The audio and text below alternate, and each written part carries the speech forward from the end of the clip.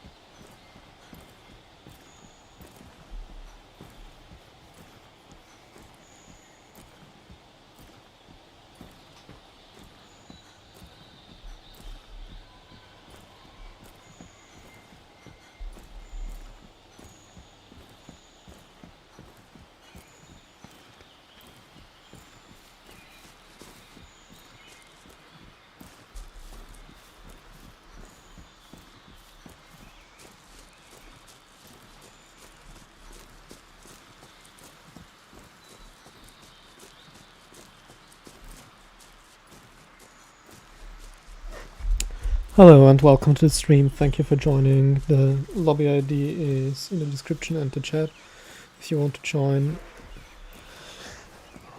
Today I'm just doing a bunch of optionals I haven't done yet, including all the egg delivery quests which I avoided like the past.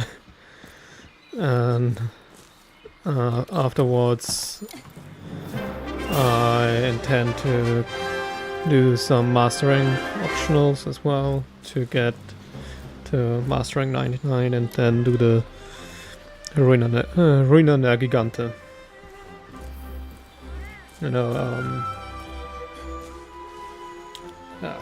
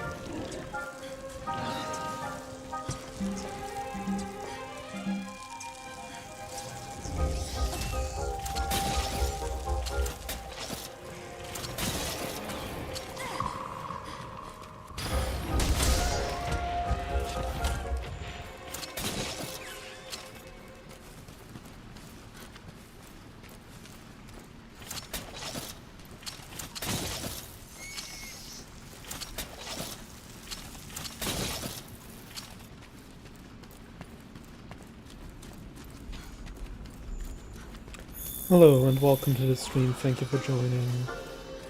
What I do is a description. Currently I'm doing and picking off optionals as I'm merely a half a master rank away from mastering 99, unlocking Ruina Gigante, which I plan to do a little later into the stream because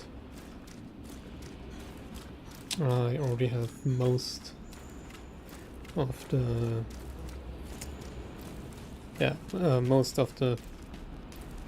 optionals that have actual rewards done, at least in low rank and high rank. There are like 5 quests left. Some are gathering, some are hunts, including one very big hunt with a tempered Nergigante.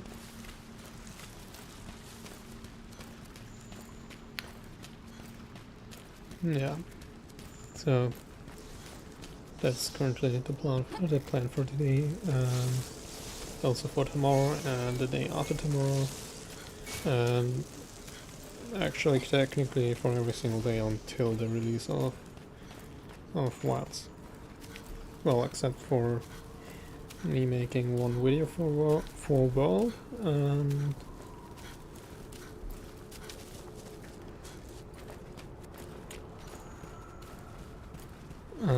I need to set up a streamer bot for the live stream, so you can query the details like lobby ID and so on from the bot, from the chat. Yeah, that's on my to-do list for this week, which I definitely need to do before the 28th.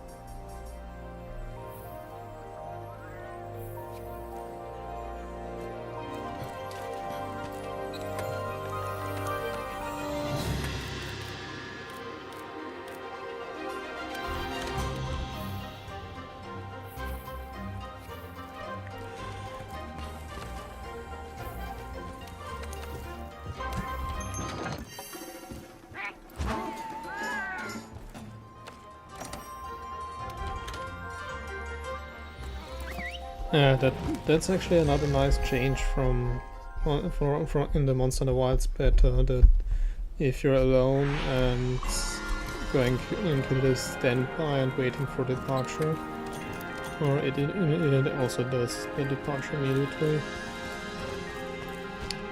Like with World, I don't like the way the menu works.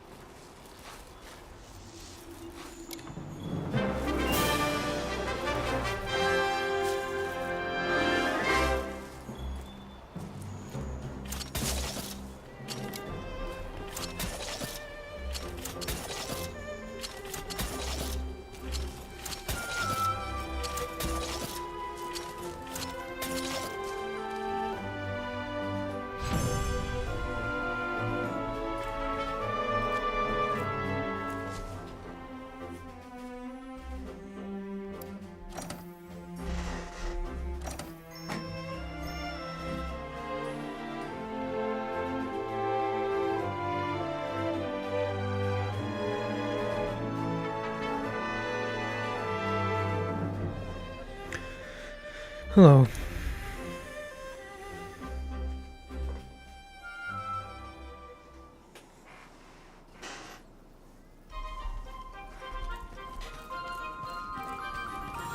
Hey, you!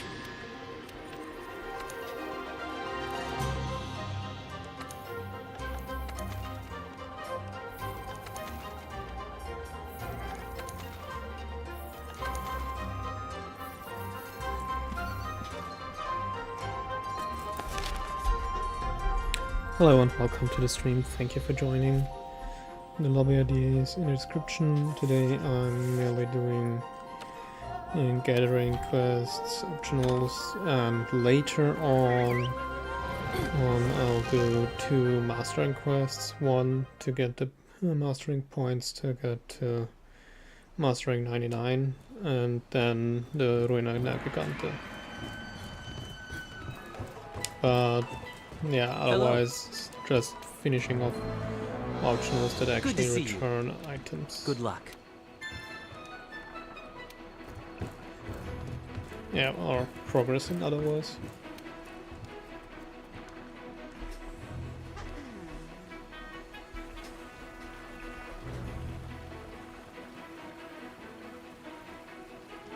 You're just the awesomest.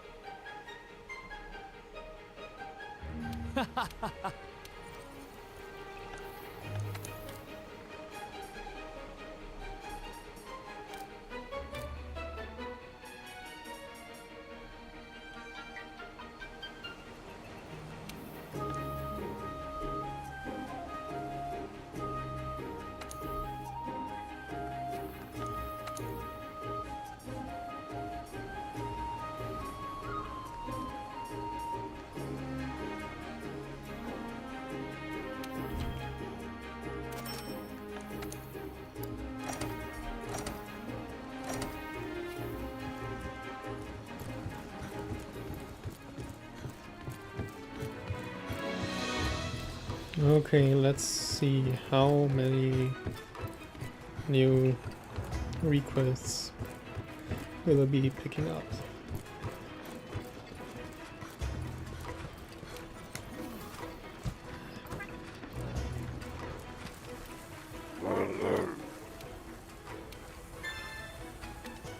Okay.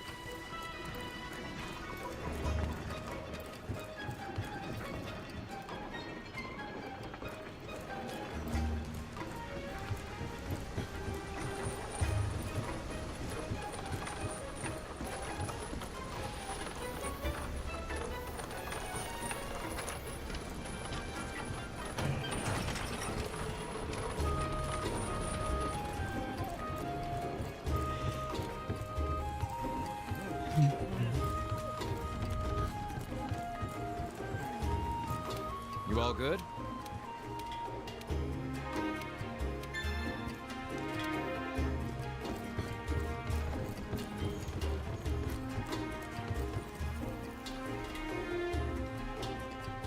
Okay.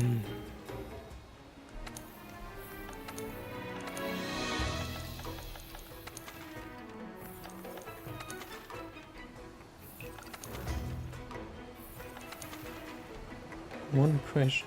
Okay. Yeah. We've got a new one over here. Another new one. Then we got these over here. And this. Yeah.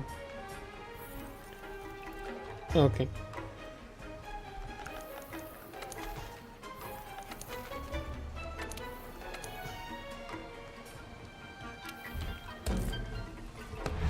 Let's get this over with.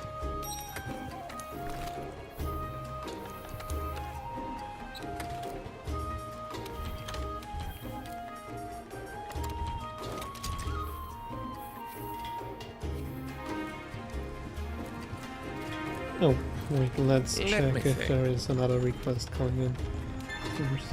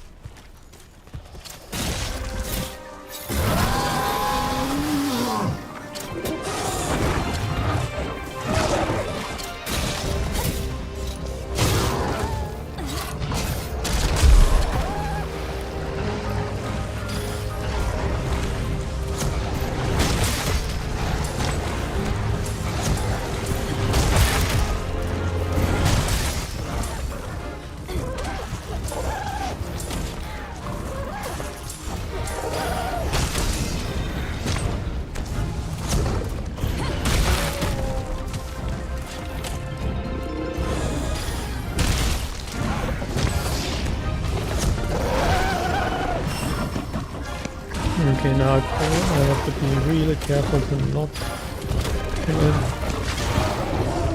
Especially now that it is enraged.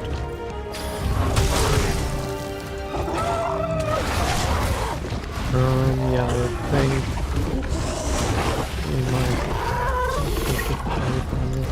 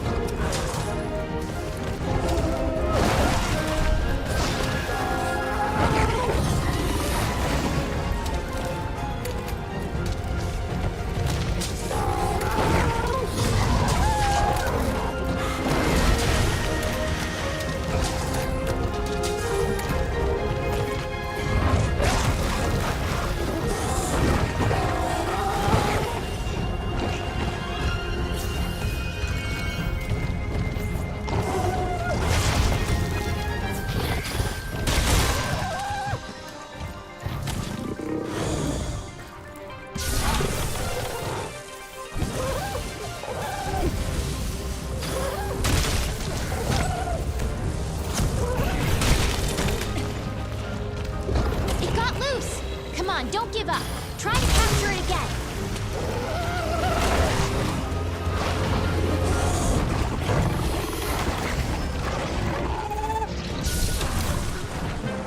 Okay, just a tiny bit.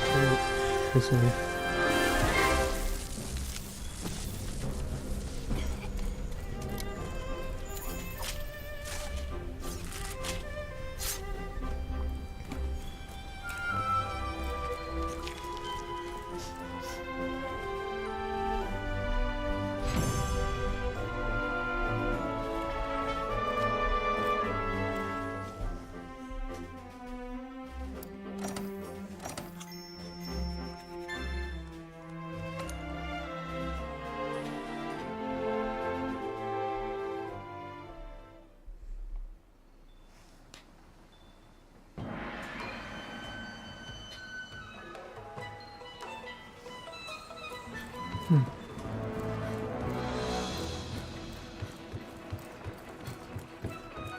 Hello.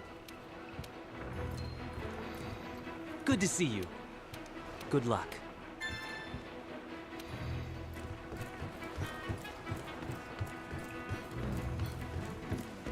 Oh, hello there. Let's get the lead out.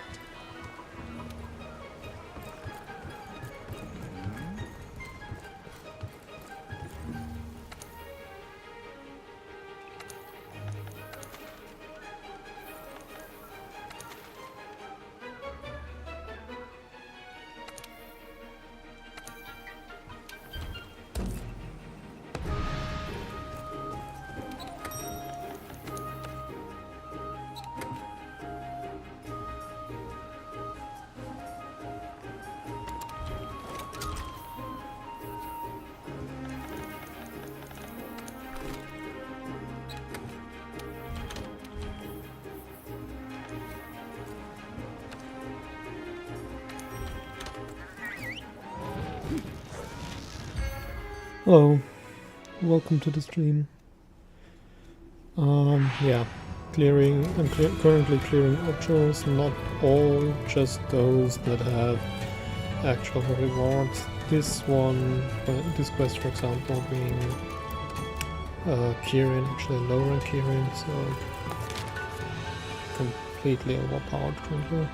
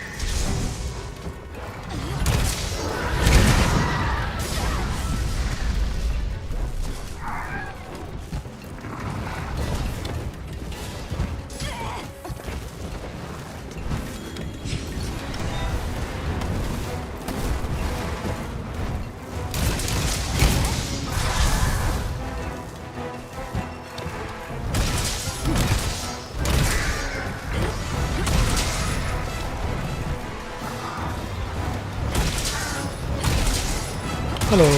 Welcome to the stream.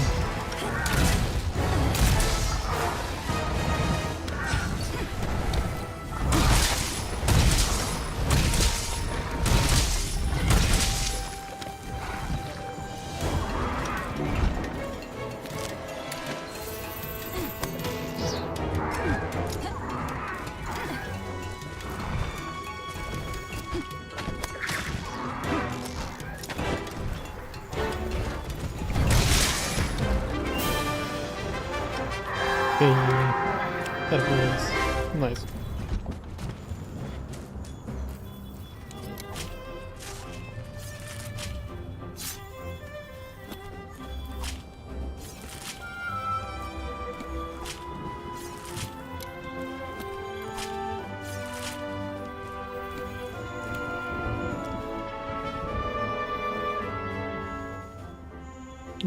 Why does the main look like feathers and like parts of the main look like feathers? Yes, like the tail feathers from the default Secret looks actually quite similar. Odd. How odd.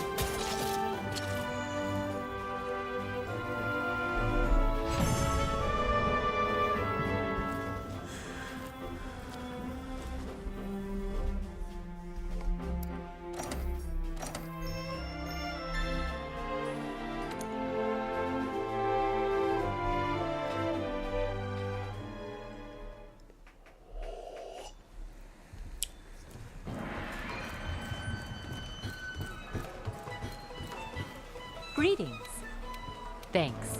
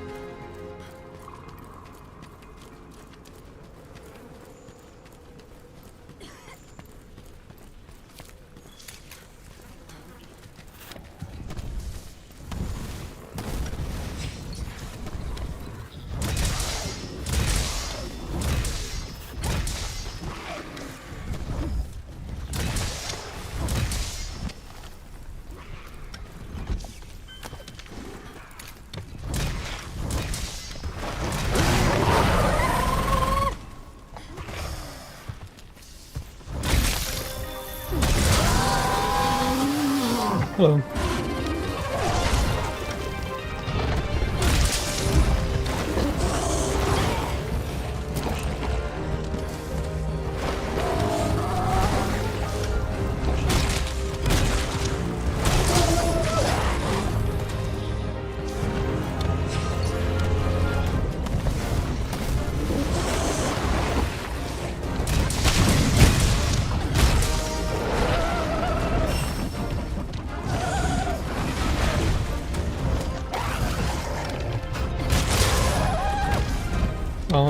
Just to be clear, this is a high roll and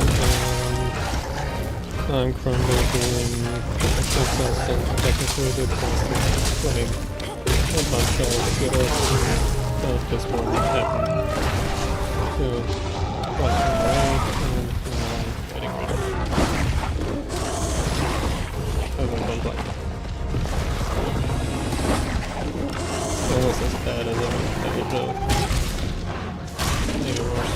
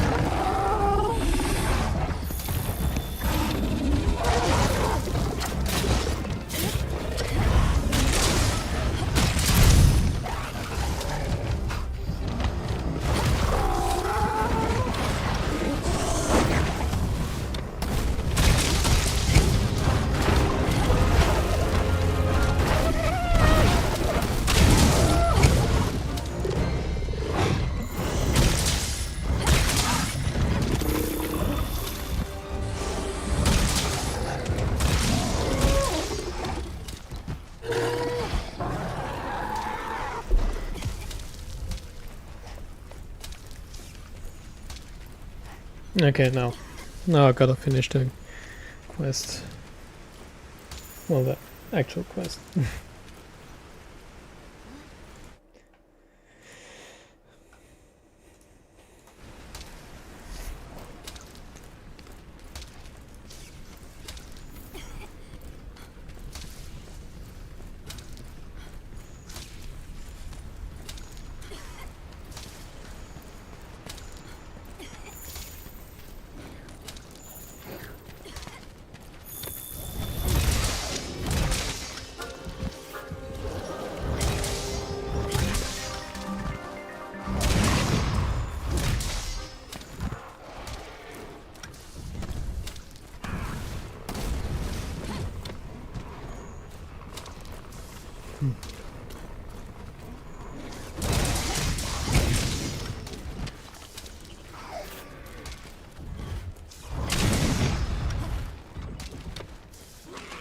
Okay, 2 more.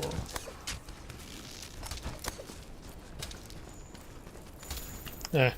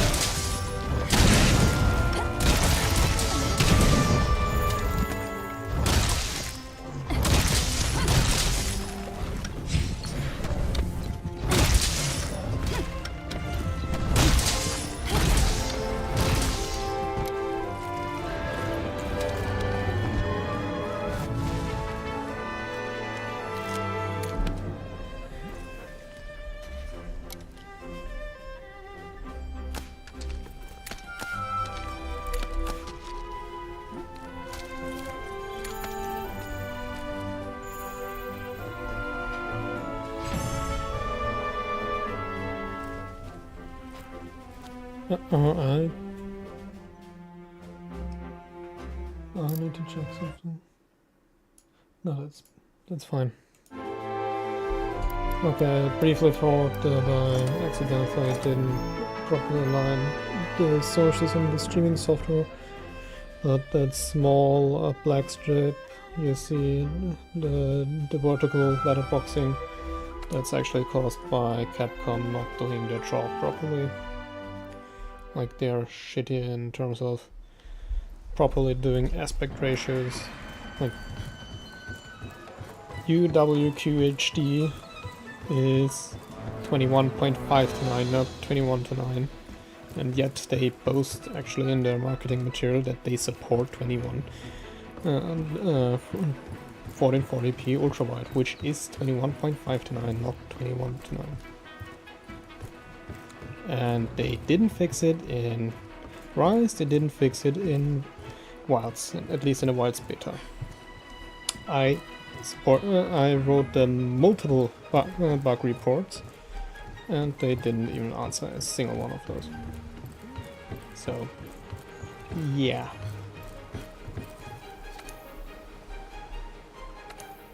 They literally are...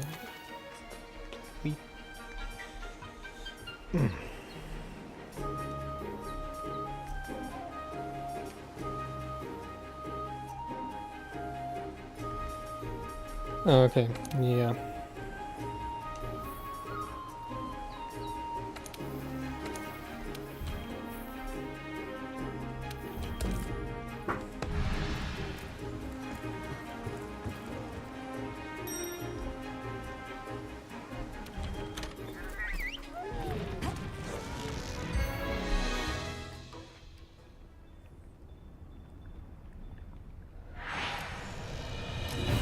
Nice.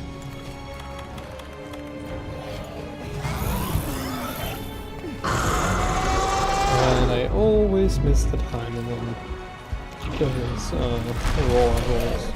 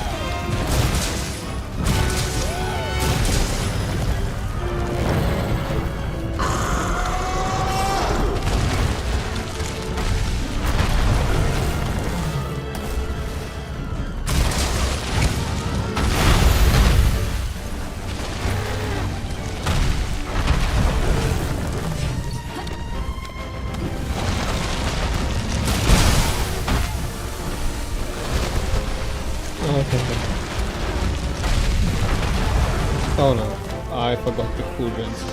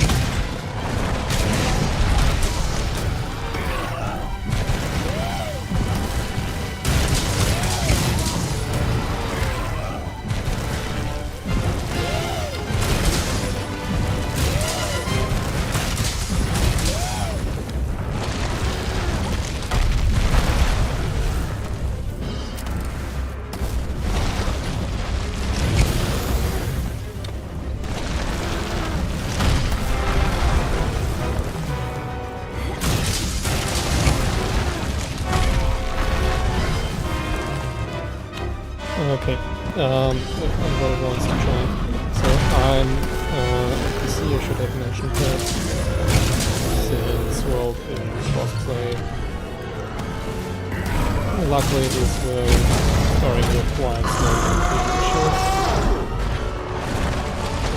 I'm sorry for that matter.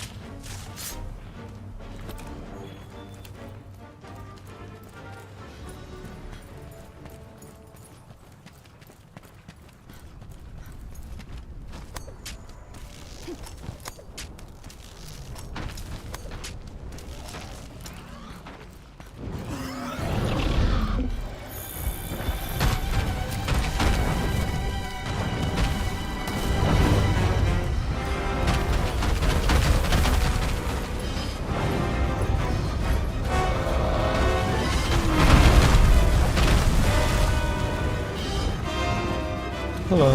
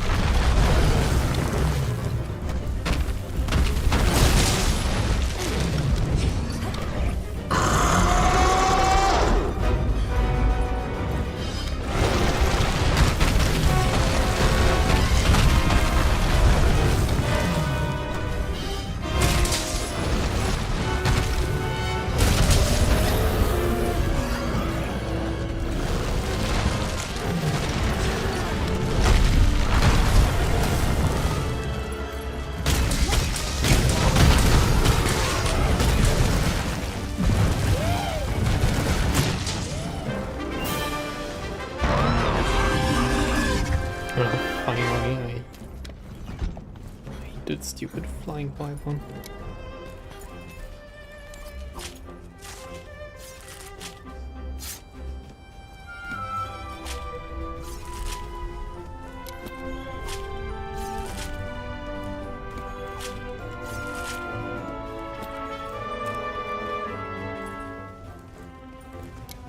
Okay, I'm getting something to drink.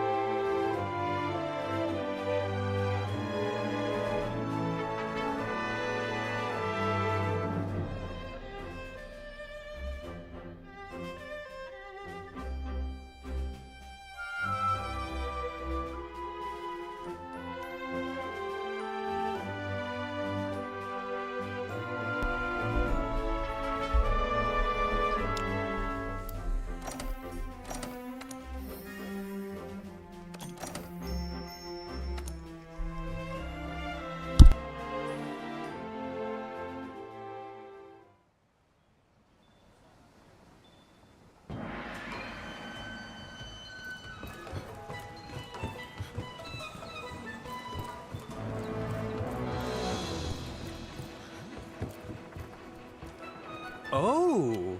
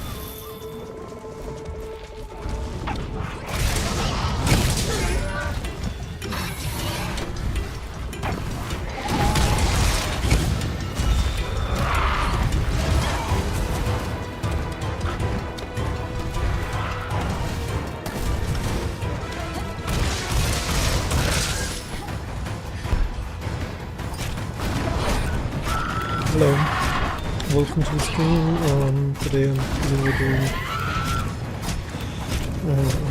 optional quests I didn't do so far, including such that are low rank actually and high rank. I think I did all low rank ones. Yeah. So with optional quests I mean actually those that are citizens and low rank also.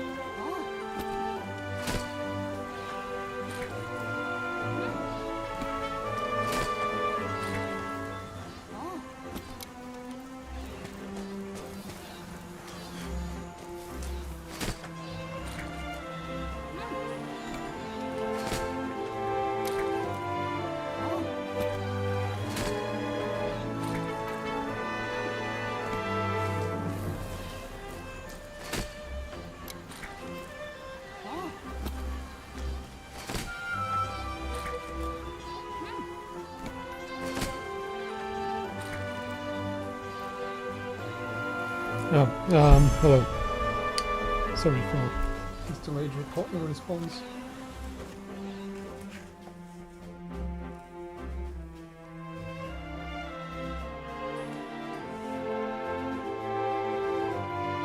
Okay.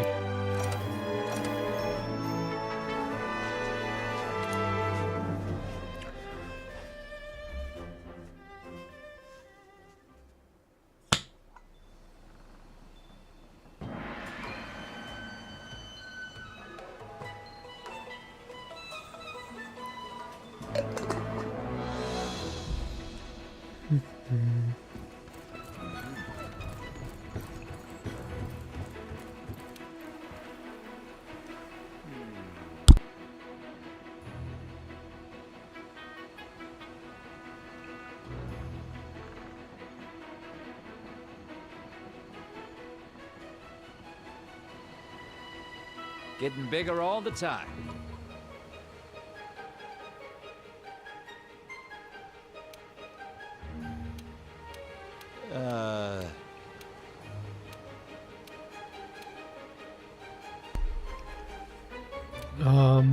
So, you know what this ancient tree reminds me of? Has anybody read maybe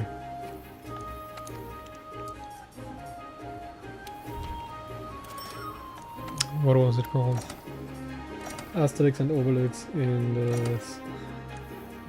the city of the, I forgot the exact name. So essentially, Miraculix brews some super fertilizer that grows trees that get this big and rip apart buildings while growing, like this one.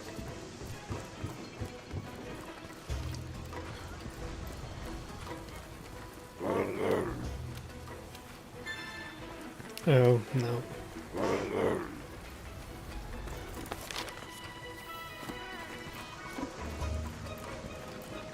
Hey, partner.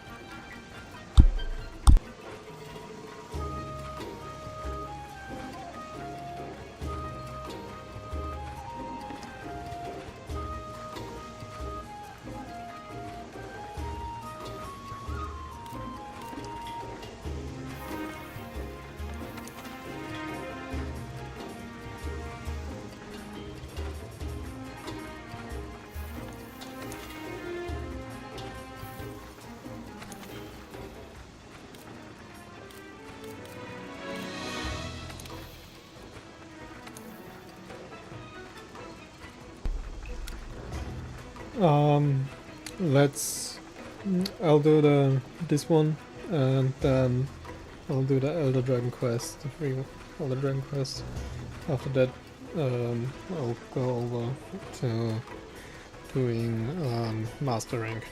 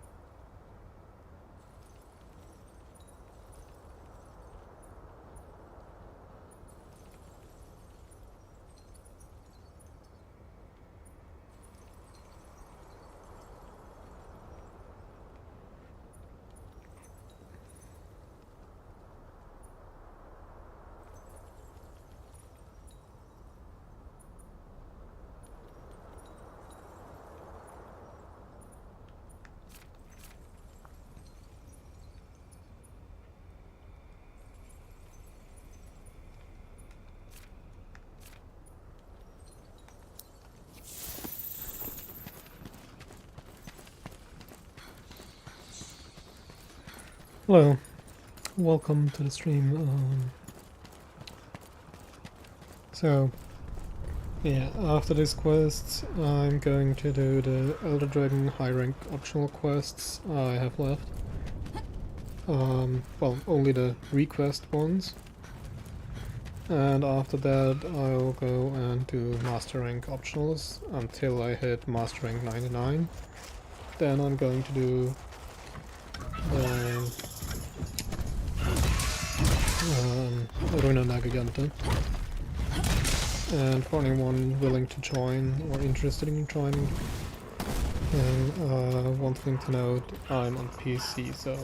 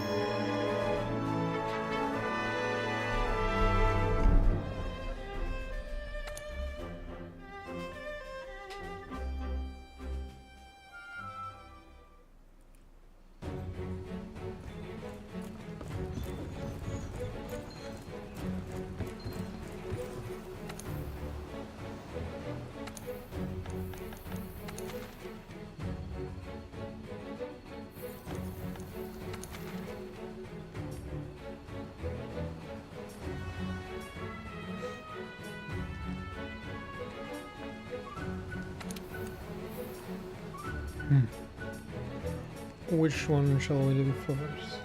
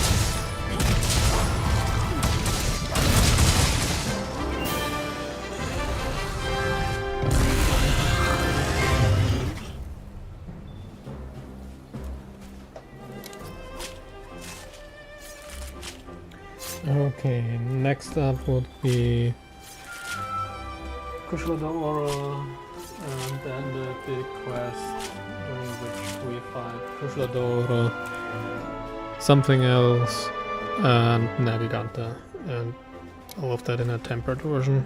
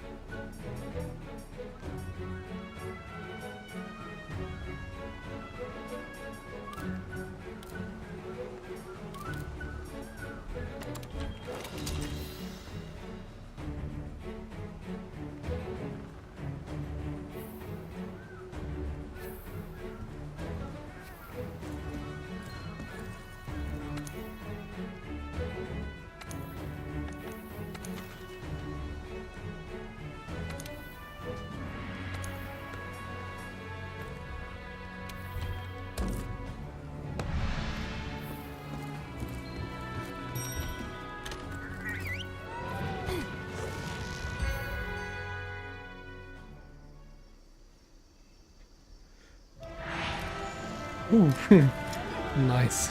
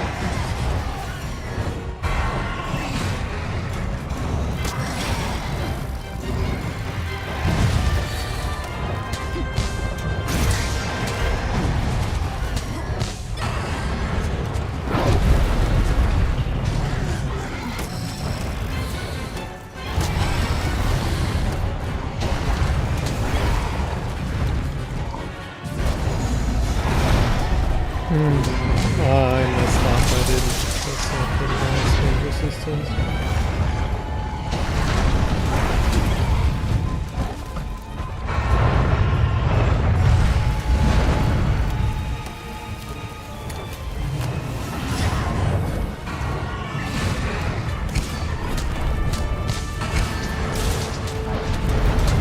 Kill strikes always nice. It deals damage, you can get you can activate resentment and resuscitate, and thanks to it, and you get a nice damage bonus fighting him. But the aura is just not cooperative.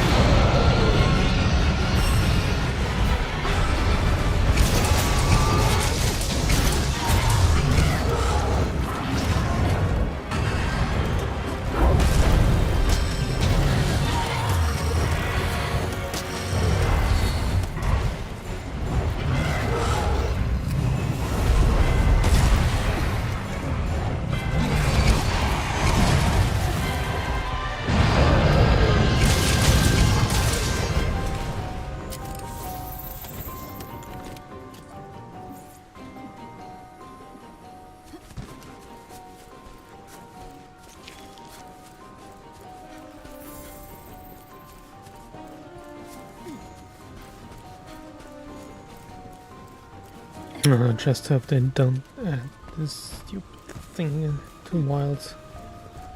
Quicksync fine. Davinci, fine. Davinci would actually fit quite in the whole, interesting setting of the sand ocean desert and the skippers.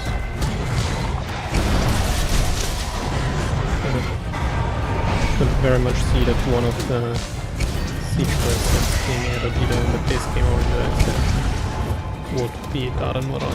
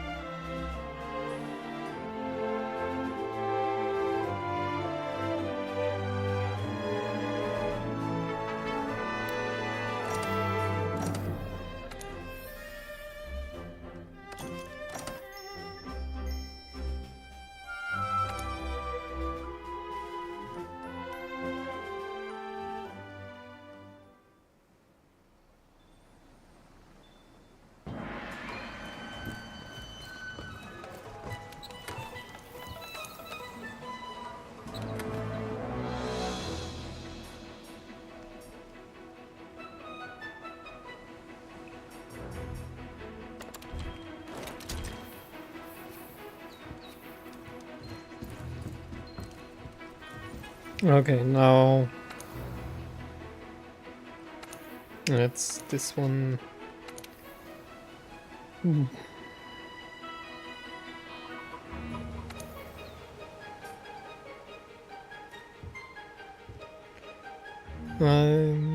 Hey, does anybody know if they actually spawn in that order on a map, or as shown here in the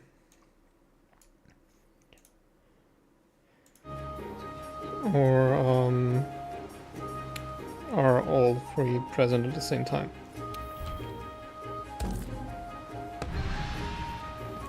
Okay, anyway, I need to first eat, because when going out with the Safijiwa, there's no way not eating.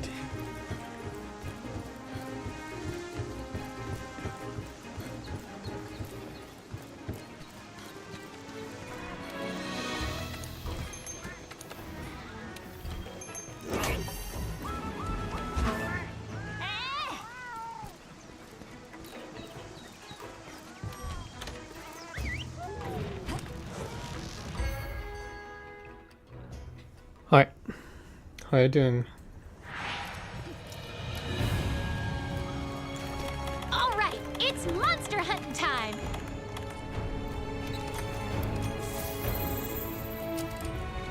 Okay, so this seems to resolve my question. It seems like all days that they spawn on the map in the order they are listed here, or rather, not here but in the quest description.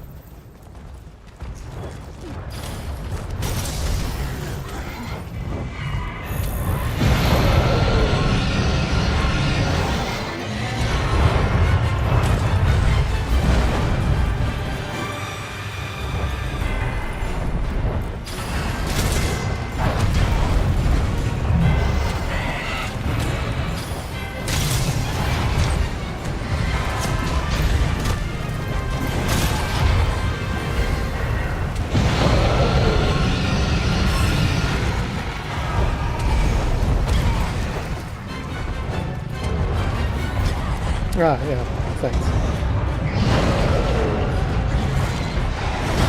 Okay, and this will be very embarrassing if I were to fight against Iron Monster.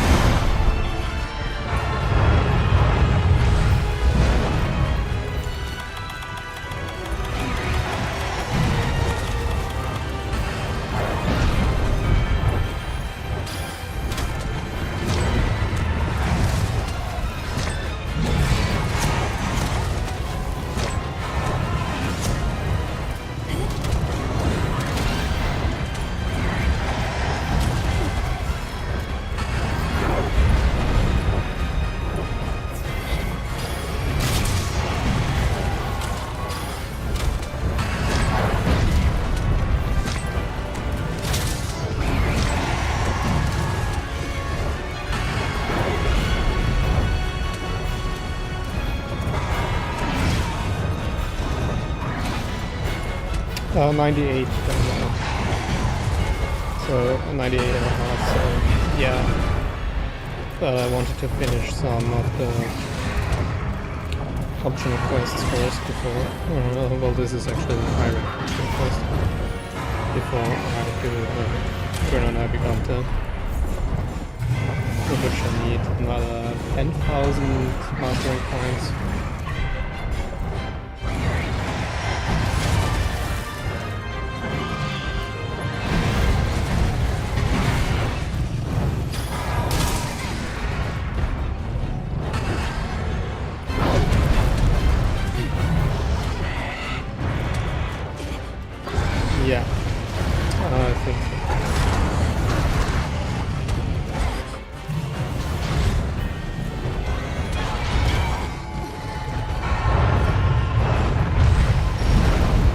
turn to rise, they didn't make it so that you can hit the head when he is in the wind. Once on the rise, you can actually add in for ultimate as well. You can actually with the Greatsword hit his head quite easily in those games while he has a wind aura, even when he has the dragon one.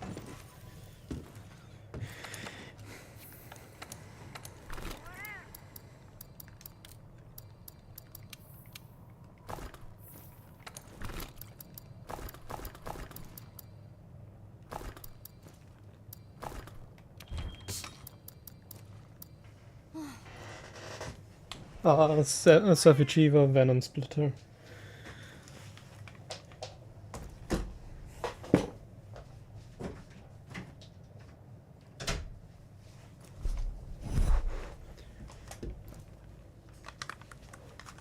Oh yeah, Safi.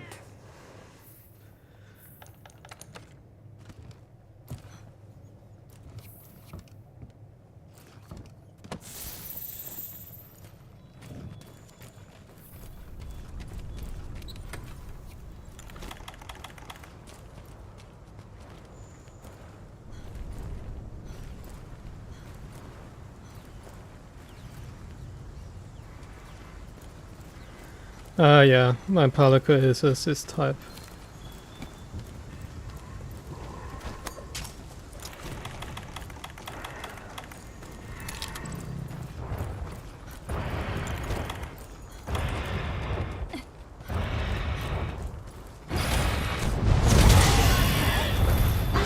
Okay.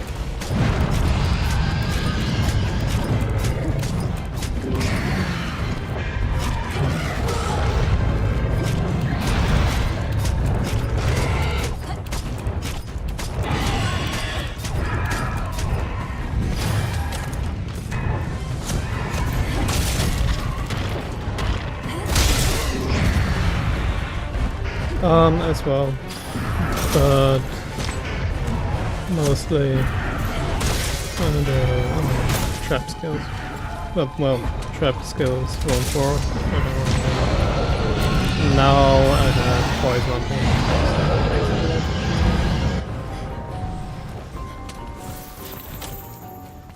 Because while he is poisoned, he can't summon the strong wind aura. So.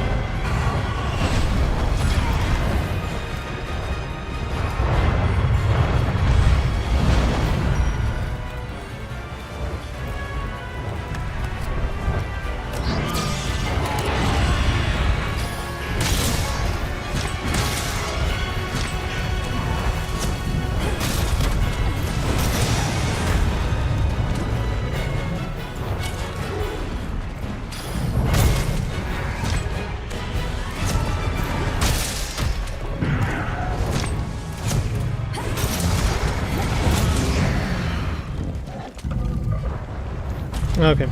I just took care of it. Ushladora. Next up Teostra, and I just noticed I forgot the cool drinks.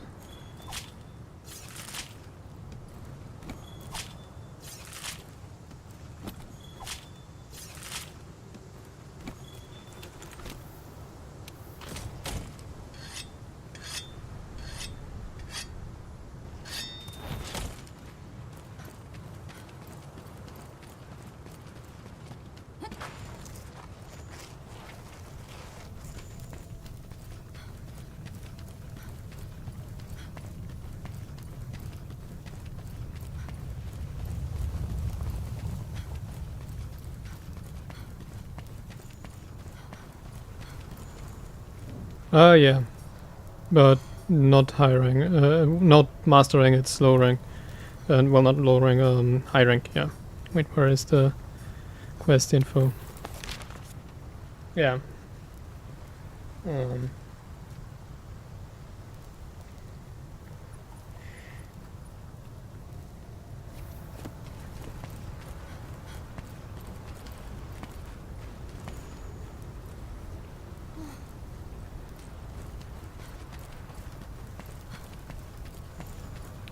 And I can't seem to find a chill room. So that would be the next thing to tackle.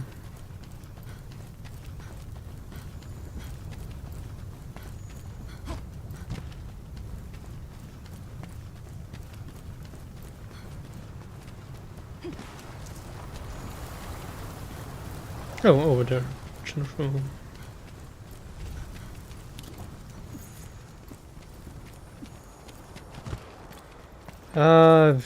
Yeah.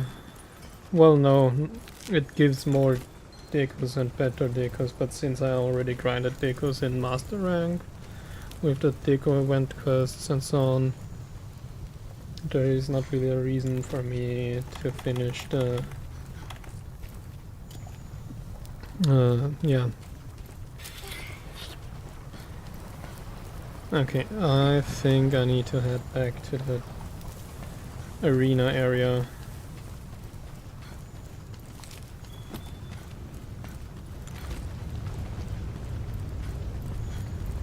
Yeah. That one or... Oh, okay. No checking needed.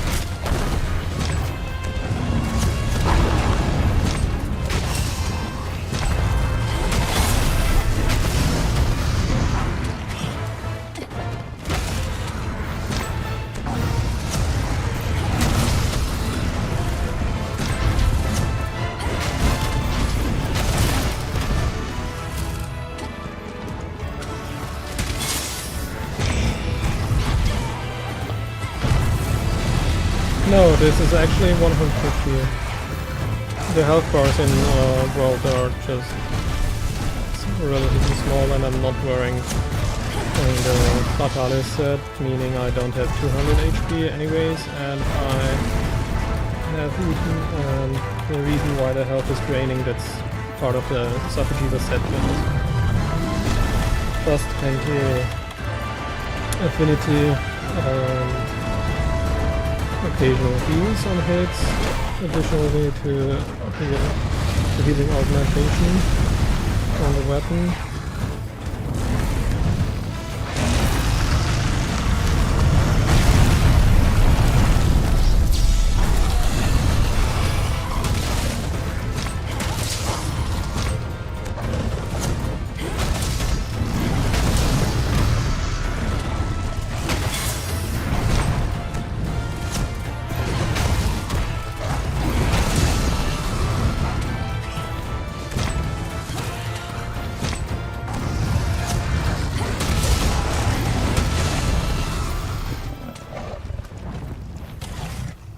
So yeah, HP is 150, stamina 150.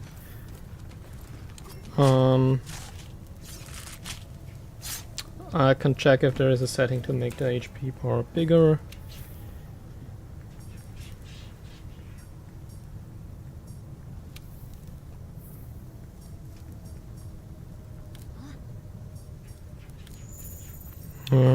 Doesn't look like it.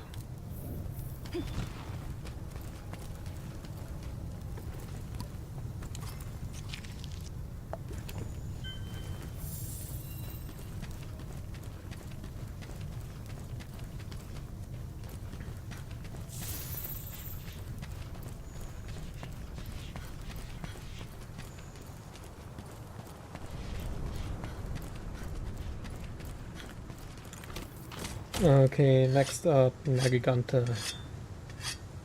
Yeah. No. 4K, that wouldn't be possible to drive with my GPU, even though it's a quite powerful one. 4K would be 5160 by 2160, but I'm on 3440 by 1440. Well, you can check it in the resolutions tab on YouTube.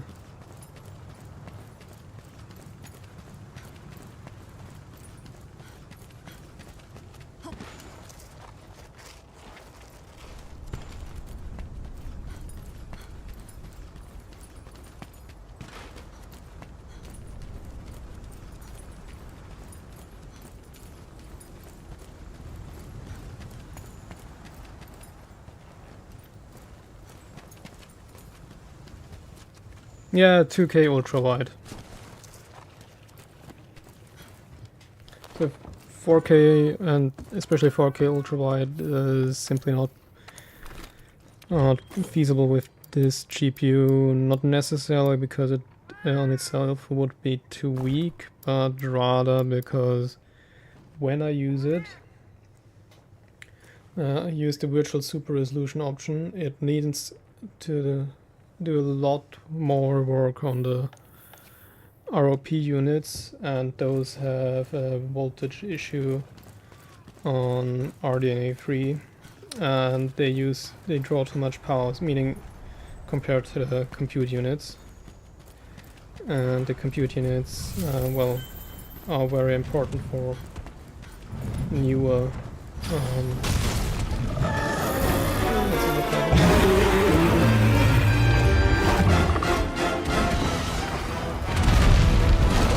because tessellation shaders are actually also compute shaders.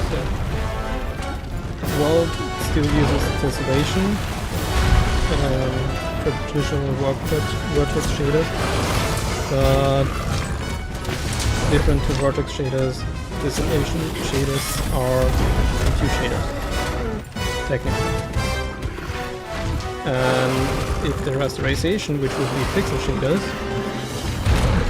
processing units, which you need no matter what kind of pipeline you're using to provide leading last step to pixel shading. It's also the rasterization processing units.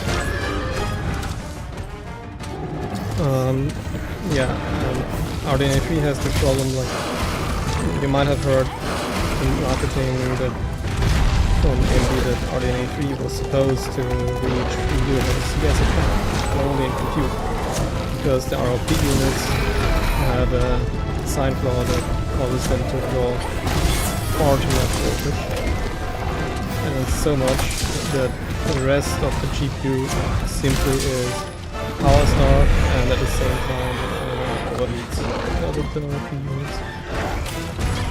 So yeah.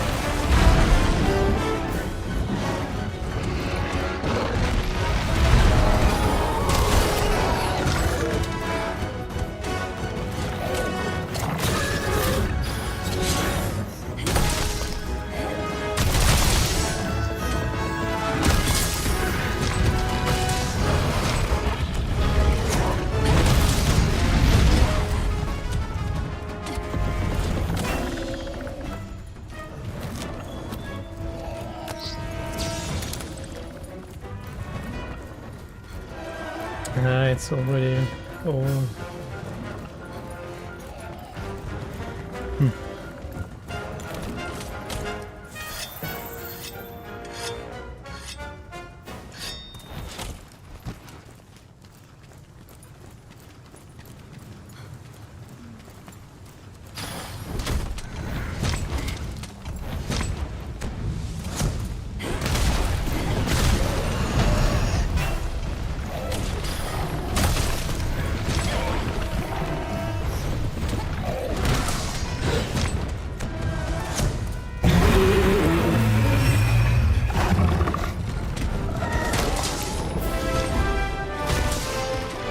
Yeah, it's high rank. You become a Right, true yeah, monster master hunter there, of the partner. game.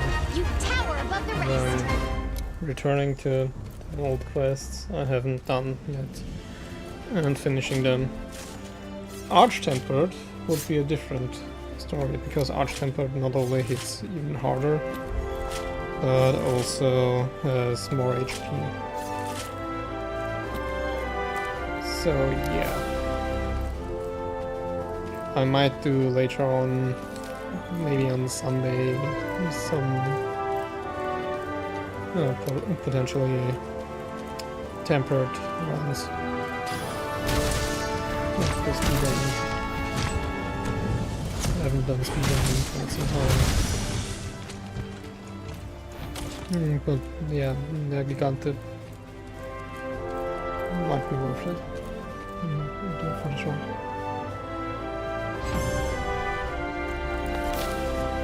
Yeah, because I'm going back and trying to, clearing off all optional quests that are not normal optional quests, but those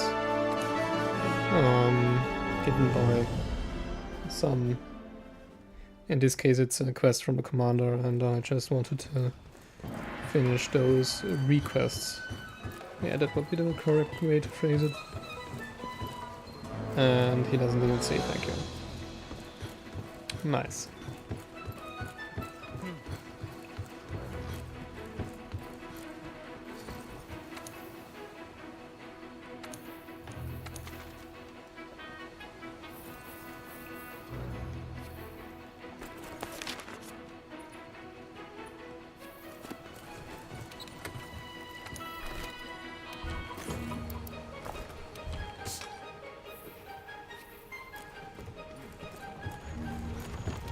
Let me think.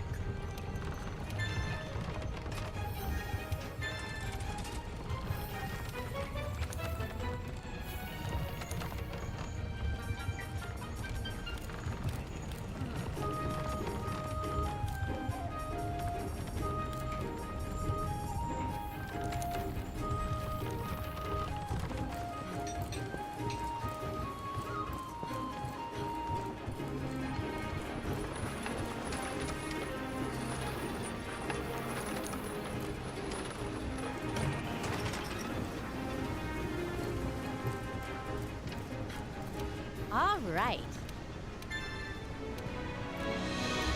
Well done. All right.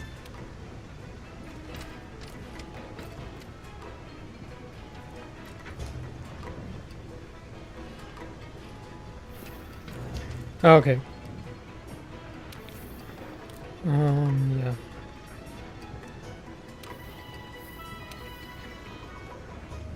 %75%. 880.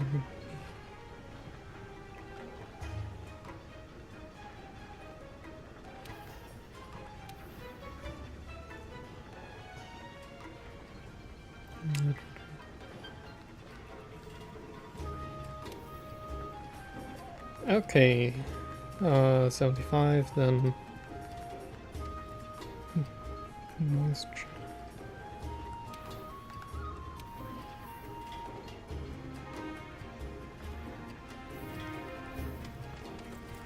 Okay, now it should be better.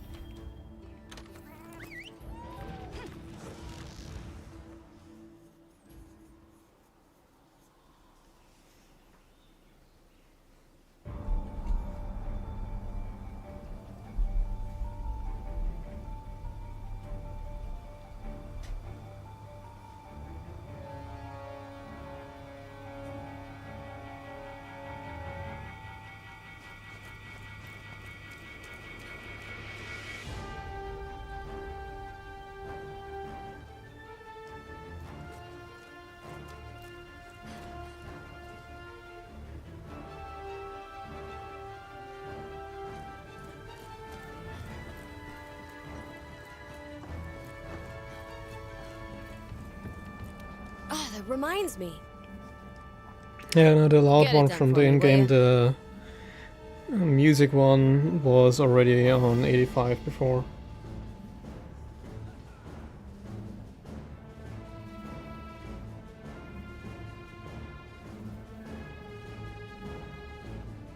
Yeah, I think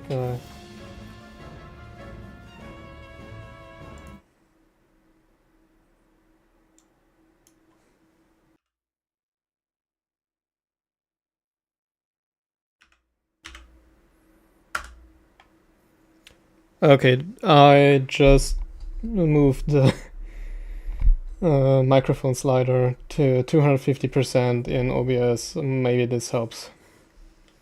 This could be way too loud now. Potentially. Very likely.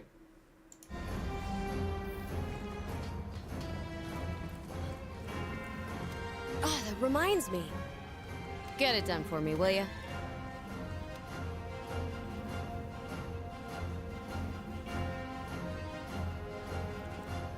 Oh, that reminds me.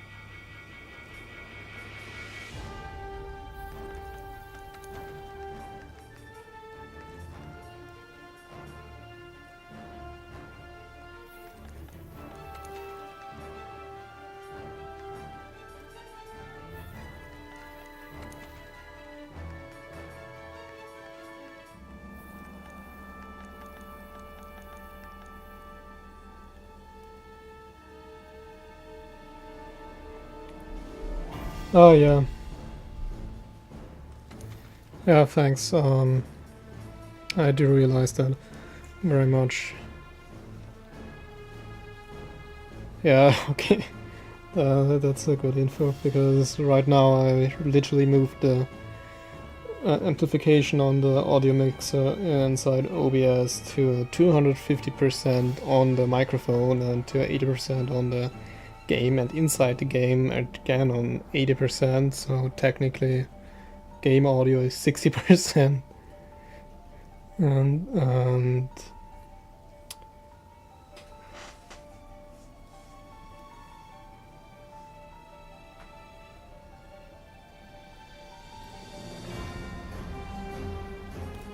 yeah.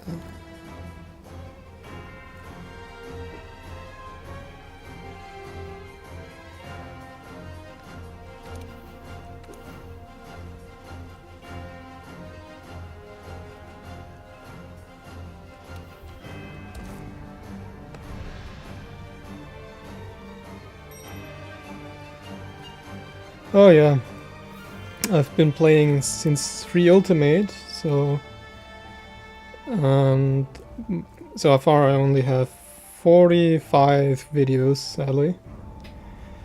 And those 45 videos were essentially technical builds and tips on how to make better builds, but those were all months on the rise during title update 3 and 4 and then 5, and then I stopped making videos and then I returned, and so far I haven't done another build video, which is very much due, and maybe also a video on God Magala lore, because I've seen a lot of stupid, I don't want to say stupid, but also yes, stupid, because it seems people don't quite understand why God Magala population fluctuates.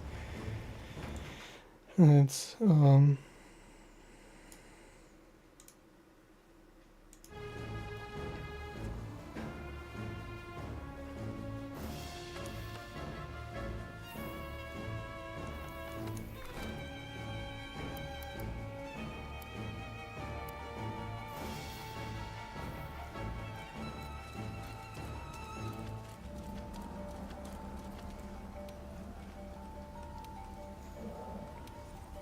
So, yeah, essentially it was with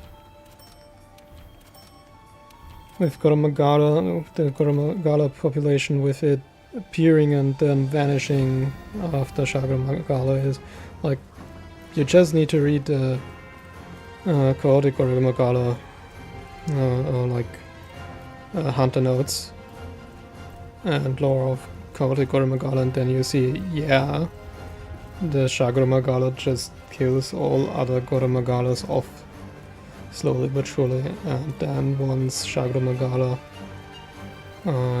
reproduced and spread his scales and frenzy virus everywhere and planted seeds for the next generation. Yeah.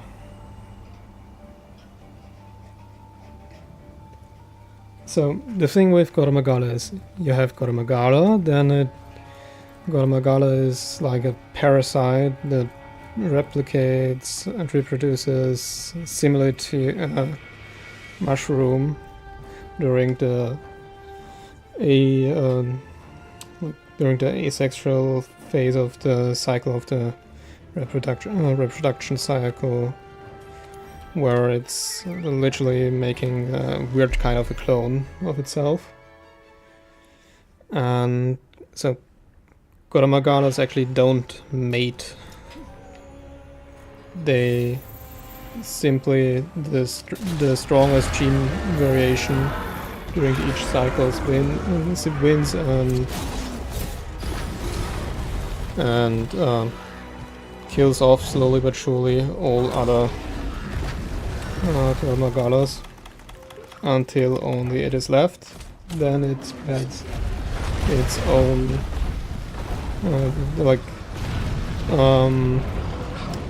so during the quest, or rather before the quest, the Wheel of Time in Monster of Ultimate, right, the Elder, the Vivarian Elder of that game, tells you the story. And essentially goes, a Goromagala appears, then another and another, and one makes its way to the sanctuary. And either there or before it reaches it, it melts into a Shagromagala, the strongest one. And that strongest one then rises onto the top of the mountain, from where it can spread to wherever it wants to. It's a mist, like the frenzy virus. And the thing is that those scales combined with the virus are actually spores that contain in Goromagala. And Goromagala, then similar to an amphibian actually, is at first, like, if you check its tail, it can live in water. Like at some development stage it can live in water and whatever. And it can deal quite well with it. And that's why its tail is like the shape it is, because at first it doesn't have the wings develop and it swims around. And similar to an amphibian, like even frogs have like that one stage where they have this vertical tail. And after that, Goromagala, so the Shagromagala, the one that just released all its spores, dies. Similar to how a shroom just dies. Then we wait for the incubation phase, and then apparently that is with the whole growth from the juvenile form of the Goromagala.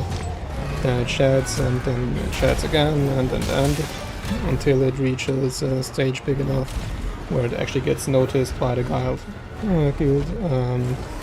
Once that happens, it's typically big enough and intelligent enough to actually be the Goromagala we know, and most of us, and some of the veterans, actually also love.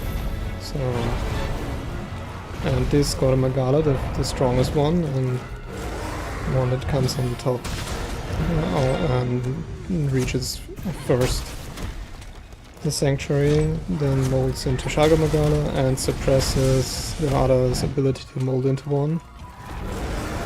And yeah, those that do try nonetheless turn into Chaos Magala, and one part of the like if it were a Pokemon it would be called Pokédex entry in the Hunter nodes, in the Ecology nodes, yeah, that's what it's called, I think. It says that essentially Chaos Magala are destined to die painful and slow death because of their partial morphing, because they couldn't complete the morphing. And once that happens and every single other Magala is gone, there's only the Magala, and it reproduces and then dies, and then the cycle begins anew. And it's like and then it starts all over again. And so these theories saying, oh no, it was never explained in the story. No, it was. They specifically said why the Magala vanishes, and if we only have one Magala and every other Magala turns inevitably in a Chaos Magala, then yes, how does it reproduce? Well, what does it do non-stop? Spread some kind of spores. And those spores obviously would be, if you take it a step further, essentially larvae, or, well, simply spores that inevitably spawn new Magala. Although it's not certain if it's by actually like a parasite taking over another Vyvant's body, which some theories suggest, or if it's similar to some,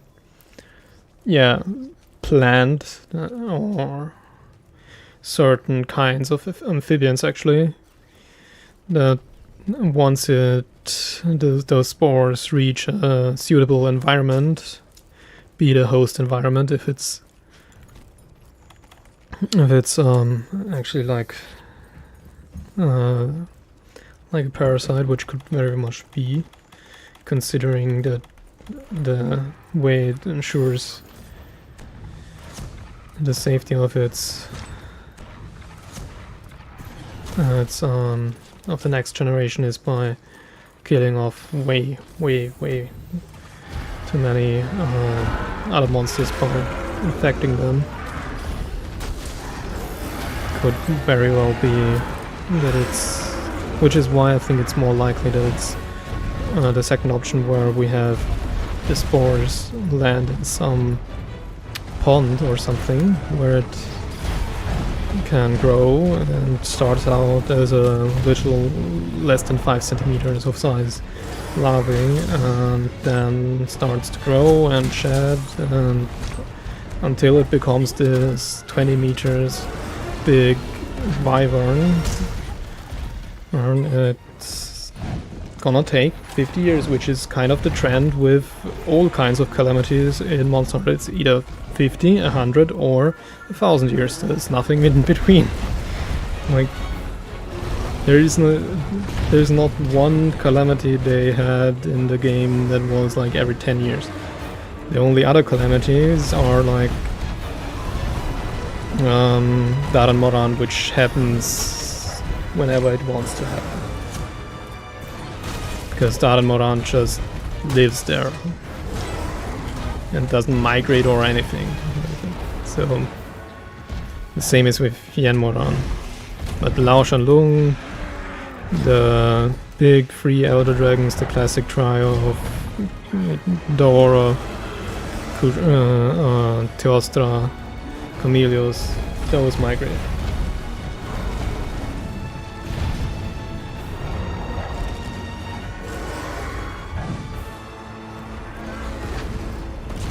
Yeah, they introduced the term calamities more like in Rise actually, and before that they used like tragedies, sometimes they said, yeah, they just said after 1,000 years it reappeared, or after 50 years. But then again, in the lore around it, they say, yeah, it was always accompanied with big disastrous events. So, like, the easiest way is probably why they changed the terminology and made it more clear in Rise, is to say calamities. So, like, for example, Caduceus is Dragon Elder from Free Ultimate, which needs to shed its horns, actually, because its horns actually grow more like a... I'm not sure how to describe the closest thing. So the horns of Caduceus, when they grow, Caduceus needs to rub them against the ocean's floor, which causes earthquakes. And when they grow, so the horns have a hard outer shell. And similar to crab that needs to mold the outer shell, the old ones is... Yeah, the rampages. The rampages were the small events, and the big one was the arrival of Nava and Ibushi. Those were actually referred to in-game as calamities. The rampages were like the four horsemen of, I think it's called Death. Yeah, so... yeah, because all modern... So Xeno'jiiva and Safi are difficult. So the thing with Xeno'jiiva, the question is the Safi, well, the Xeno'jiiva we see, it actually a young one, but yeah, no, like is the one we see at the end of high rank actually a freshly hatched one, or is it just another cocoon from which it shattered before, and then again and again and again? Because there is either the Safi'jiiva we see is still not fully grown, because otherwise I can't really explain why the juvenile is only 10 meters smaller. So, because, yeah, Xeno'jiiva is massive. I highly doubt that it comes this big, like that it's being born in this big form and immediately battle ready. I think that it's just been sipping away at the Eva streams, literally drinking the like that bioenergy from those rivers. Because you need to think, like, where are those rivers? Those underground rivers where the wine streams are. They are somewhere where we have literal the Lamadors and Soromakro's corpses. It's enriching the water that comes, rains down with minerals, or in Monster Hunter's case with bioenergy, so I could very much leave them.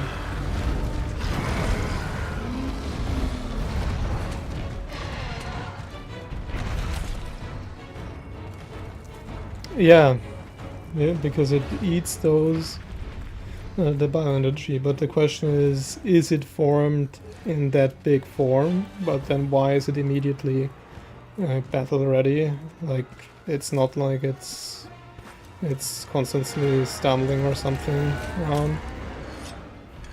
So my opinion is that it is actually not born that big. It becomes that big after many cycles of shedding and spinning a new cocoon after it harden and they grow, and then it needs to. Because, for example, this a snake really can only grow when the shell is still, or rather the scales and skin is still soft. So, assuming that, since we know that, for example, to deal any proper damage whatsoever on Davinci, we need to soften its skin, or rather scales. So the question is, can it, with such hard skins, even grow? Like, or only to a certain point before it needs to shed and then spin a cocoon in which it's moist and can keep the scales for longer soft, allowing it to grow more in a single cycle of shedding.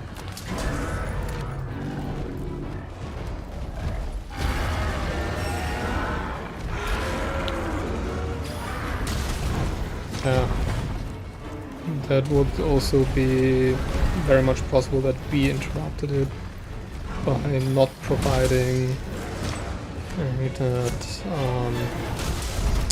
by essentially denying it the sort of macros. With us denying it the sort of macros, essentially one could compare it to suddenly stopping providing the food some person that it can't, no longer feeding the comatose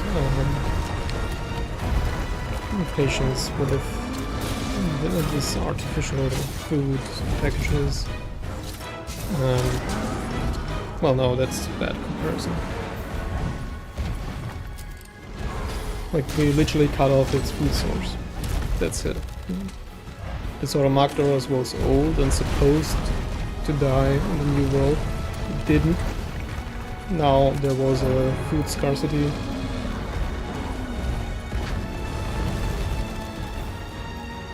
It could have been as big as Davinci, but it would still probably have a soft skin after getting out of the cocoon. Because I highly doubt that it would just come out with a hardened shell. It just seems impractical.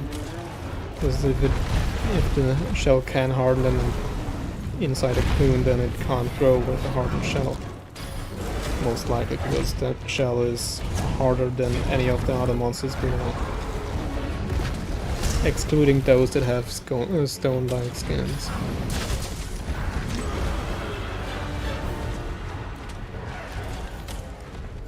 Yeah, shedding is something a lot of monsters actually do. Another did think about it.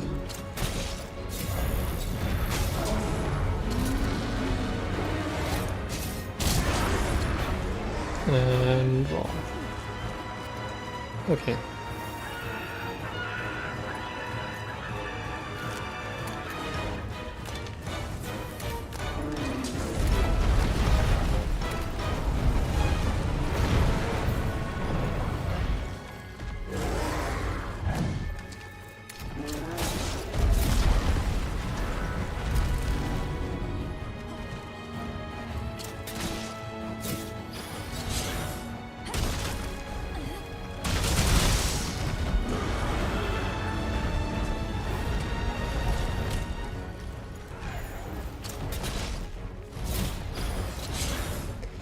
So essentially the question with a lot of those giant Elder Dragons is, how small do they start out, including Shagramagala?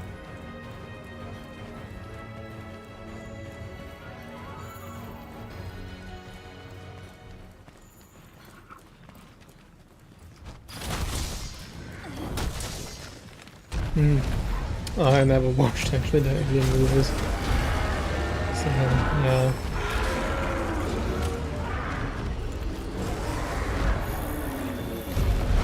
So the thing is, with basically all of those giant elder dragons, things we don't really know how small do they start out. Like, let's compare it to a blue whale. The young of a blue whale would still be pretty big, but a lot smaller than the fully grown one. Then let's compare it to a dinosaur, because yeah, wyverns, dinosaurs, whatever, reptiles. Let's say like the biggest sauropods, like those giant ones that they ate, and the giant vegetarian ones that ate literally the tops of trees off. Those still had eggs that were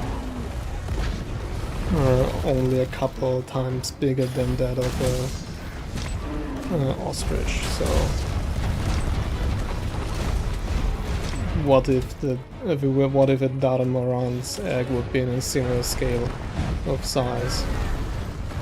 Well, no, with Davinci I would actually rather believe that Davinci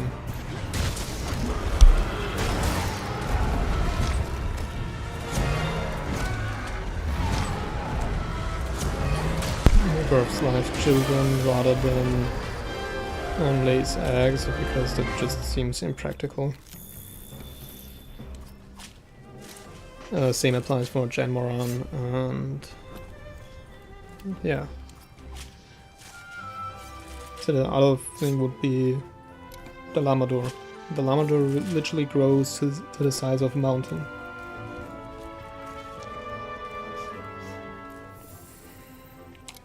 Gogmatsus. So we are getting Goramagala in the base game, which is confirmed through a trailer. Gogmatsus uses the same skeleton, a mesh skeleton, and it shares a lot of the moves actually, and would make up a great siege monster. And according to some interviews in the base game before title updates, we don't have a siege monster, and no siege quests or rampages or raids or whatever, however you want to call it. Meaning that there is very much space for one siege monster in the title updates. And some of the leaks say that there is going to be a siege monster sooner or later. And so we know that Shagamagala would probably be master rank. And if Goramagala is high rank exclusive, and Shagamagala is not in a base game, which we don't really know, especially considering they wanted to distance themselves from Dragon Elders for now. So if they say no Dragon Elders, or rather no small Dragon Elders,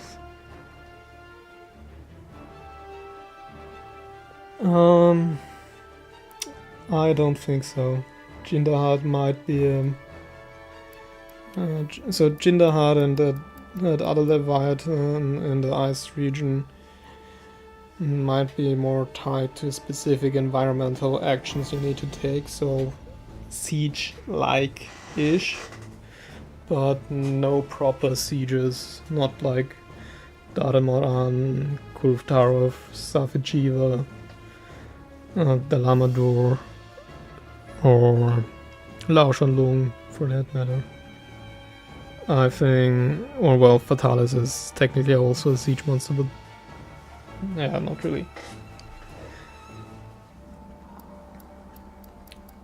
So Jindahat, yes, pretty big, and in the trailers footage, yeah, it is the apex.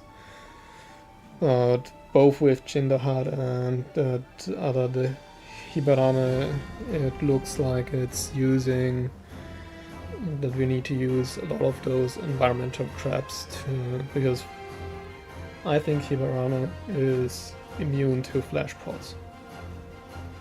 And that's why we saw in the trailer them using those environmental rocks, because, well, if it lives in the same region as Gypsaros. Gypsaros is immune to its own flesh, of course, and a flying only Leviathan that lives in the same region as Gypsaros would most likely not be weak to flesh. So I assume that they want us to use more of the environmental traps, which the speedrunners won't like. At least those that do Tawiki rules, TA Wiki, and so on. Because they are like, no environmental traps, blah blah blah.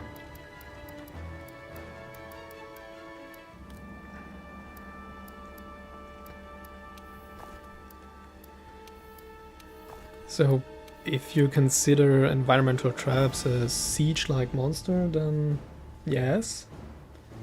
But proper big sieges, because there was an interview like last week where they were asked,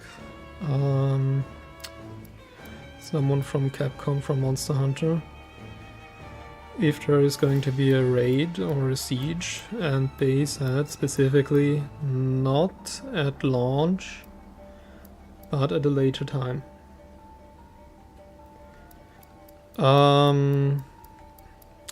Yeah, yes, I have in some, but right now I'm not talking about specifics, only stuff that was hinted at during official either videos or interviews.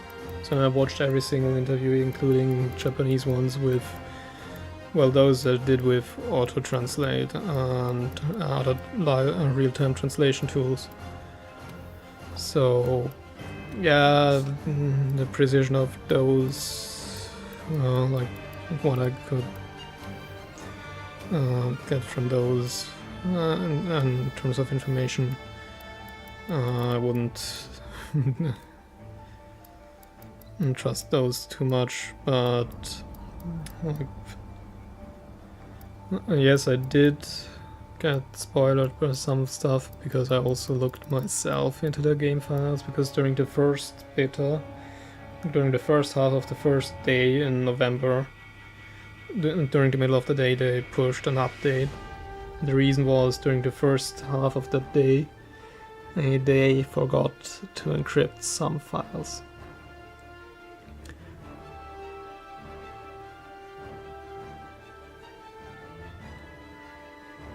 Yeah, no, I looked myself into the files during the last beta, so everything that, like, I actually, for example, with World and Rise, I did for some personal project where I tried to do some graphics programming.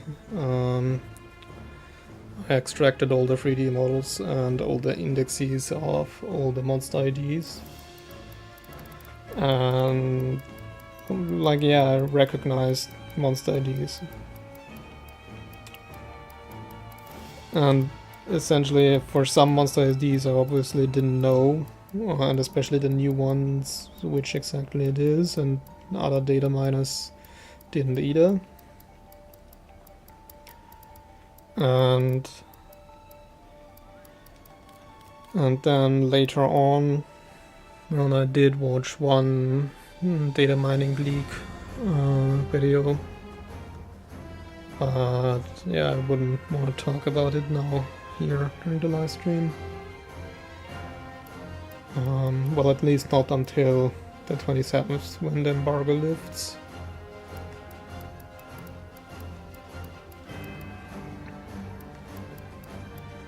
But yeah, essentially it's like, we know from the official interviews and footage we officially were provided in different previews, trailers and so on, that Hibarame, like when we were introduced to Hibarami, the first thing we've seen after it being shown in the trailer, we see it getting slammed rock into its face, and a weird floating one at that. Then the next thing we see is Jinder Hut.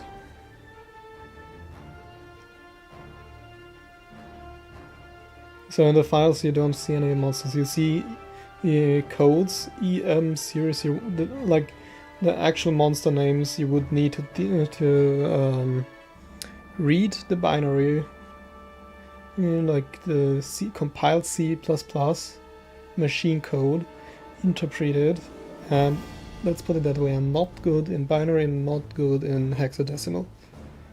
So I can't really read machine code, let alone variable names from machine code, and nor am I able to discern with machine code which. So I were able to at the time I were able to access the files, see the file names, folder names, and what kind of model files are included. Like for some they... Yeah, .bin can be anything. .bin is like... .bin can be a binary, it can be a...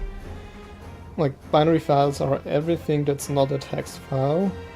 And models, 3D models can be stored as binary files, can be stored as text files, depending on...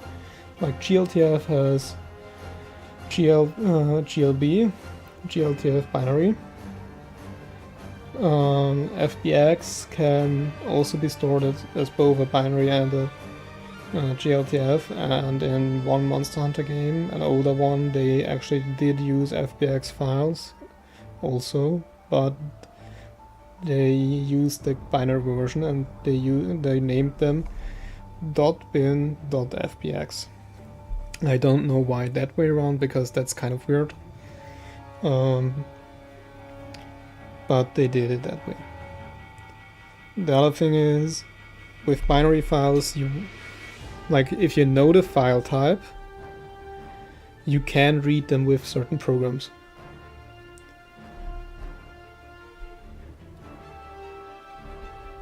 Yeah, the like TXT files wouldn't necessarily be literal text files. They can be anything. Also, TXT files can be encrypted. Like in Windows, what a lot of Windows users especially don't realize is you can name a file whatever you want. That doesn't change what file it is. And if a program checks what file it is by the file extension you have written to the file name, then it's a bad program. Like, that's my point of view. Because every single type of file has actually something in the first byte word, short code that tells that if you read the file as a byte stream, which you do pretty much always in C++, as for example, you read the file as a byte stream, and then during the first couple things there is a code essentially embedded that can tell you. So you need to have a rough idea what kind of file you're expecting. Then you check what exactly it is, with what it matches from what you or whatever library or runtime you're using. And this runtime then can do appropriate actions. And if you then again program morph towards that, you can read it. So the other thing is, if you encrypt a file, you don't, like, the encrypted file can have the exact same name as the unencrypted one. There is no programmatic necessity to actually write, like, there is no necessity to actually write a literal .enc that has nothing to do with the program itself. Like, you can take a file, use GPG encryption, or using a Java library, the Java security provider, Or then Bouncy Castle, for example, I like to use. I'm using Bouncy Castle to encrypt a file, GPG compliant RSA encryption, and the output file I can name whatever I want. I can let it keep the same name. I can add a .enc or a .rsa to the end. I don't need to. Same is for the key pairs I might generate. I can generate a set of key pairs, and those key pairs, RSA key pairs for example, can have the same name, and they can have a file extension. They also can have no file extension, and as long as the bytecode at the beginning of the file is correct, all your programs will be able to open them. Yeah, like I know what you mean. Like when you open that kind of file, you often see a bunch of symbols. This can be have a couple of reasons. You don't have the right font installed, can actually cause that. Which is why there's typically in a text file often no font used, but only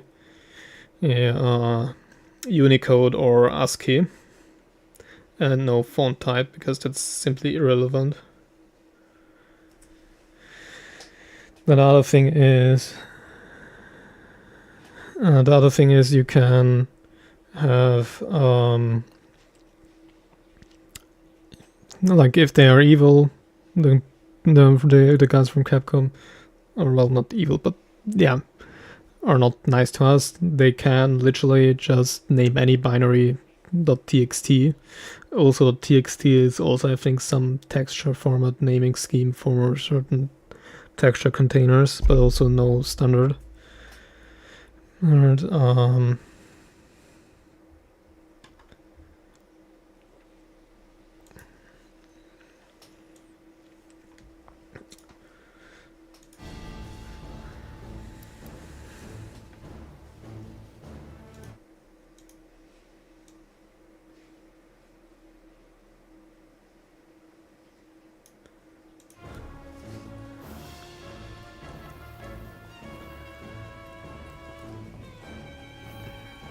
okay, one more mastering quest before being able to do, how was it called?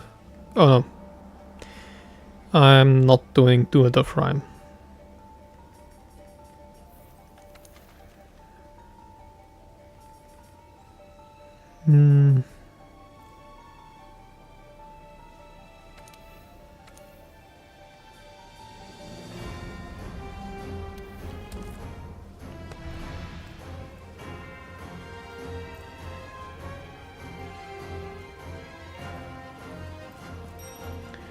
So Capcom, like one issue I have with Capcom and the way they programmed the game is like, do you see those small black stripes at the edge of the screen of the video? Like the vertical letterboxing?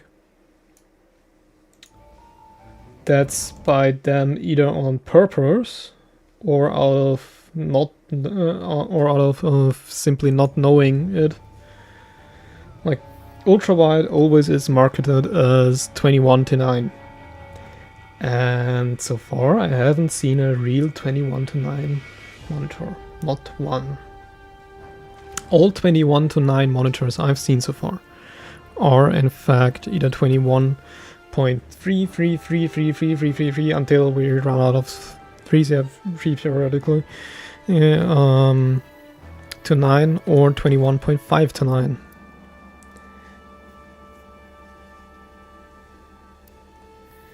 At the left and right edge. So if you're looking, if you're watching this video on a 16:9 screen, you will see both below and on the top black bars. And you will see also left and right, like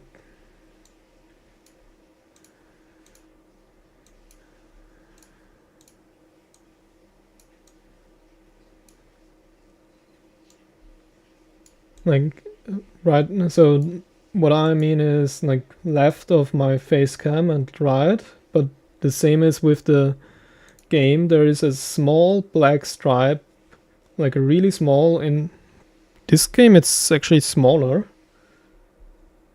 Yeah, so you will see both on the top and bottom, and also left and right, as I do.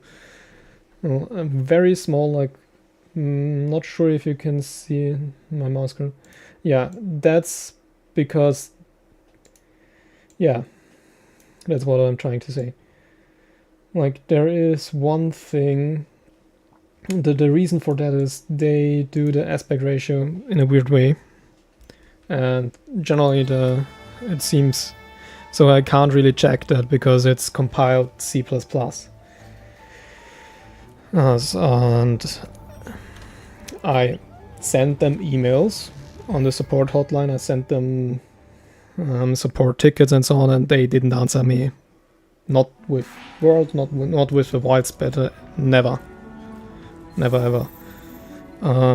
And the thing is, I faced a similar issue myself when I did Vulkan programming.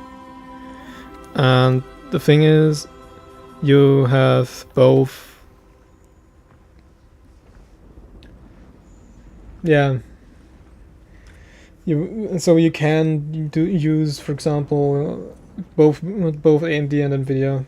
Intel doesn't have currently a feature that makes the virtual desktop one desktop that combines the two monitors. And if you were to use that and you have, for example, two 1080p monitors, they would show up as 384. Yes, and World is also supporting ultrawide, but the thing is, Capcom says it's supporting, but they only support a standard that doesn't exist, because it's only a standard that exists in the marketing. I'm writing a message now, like,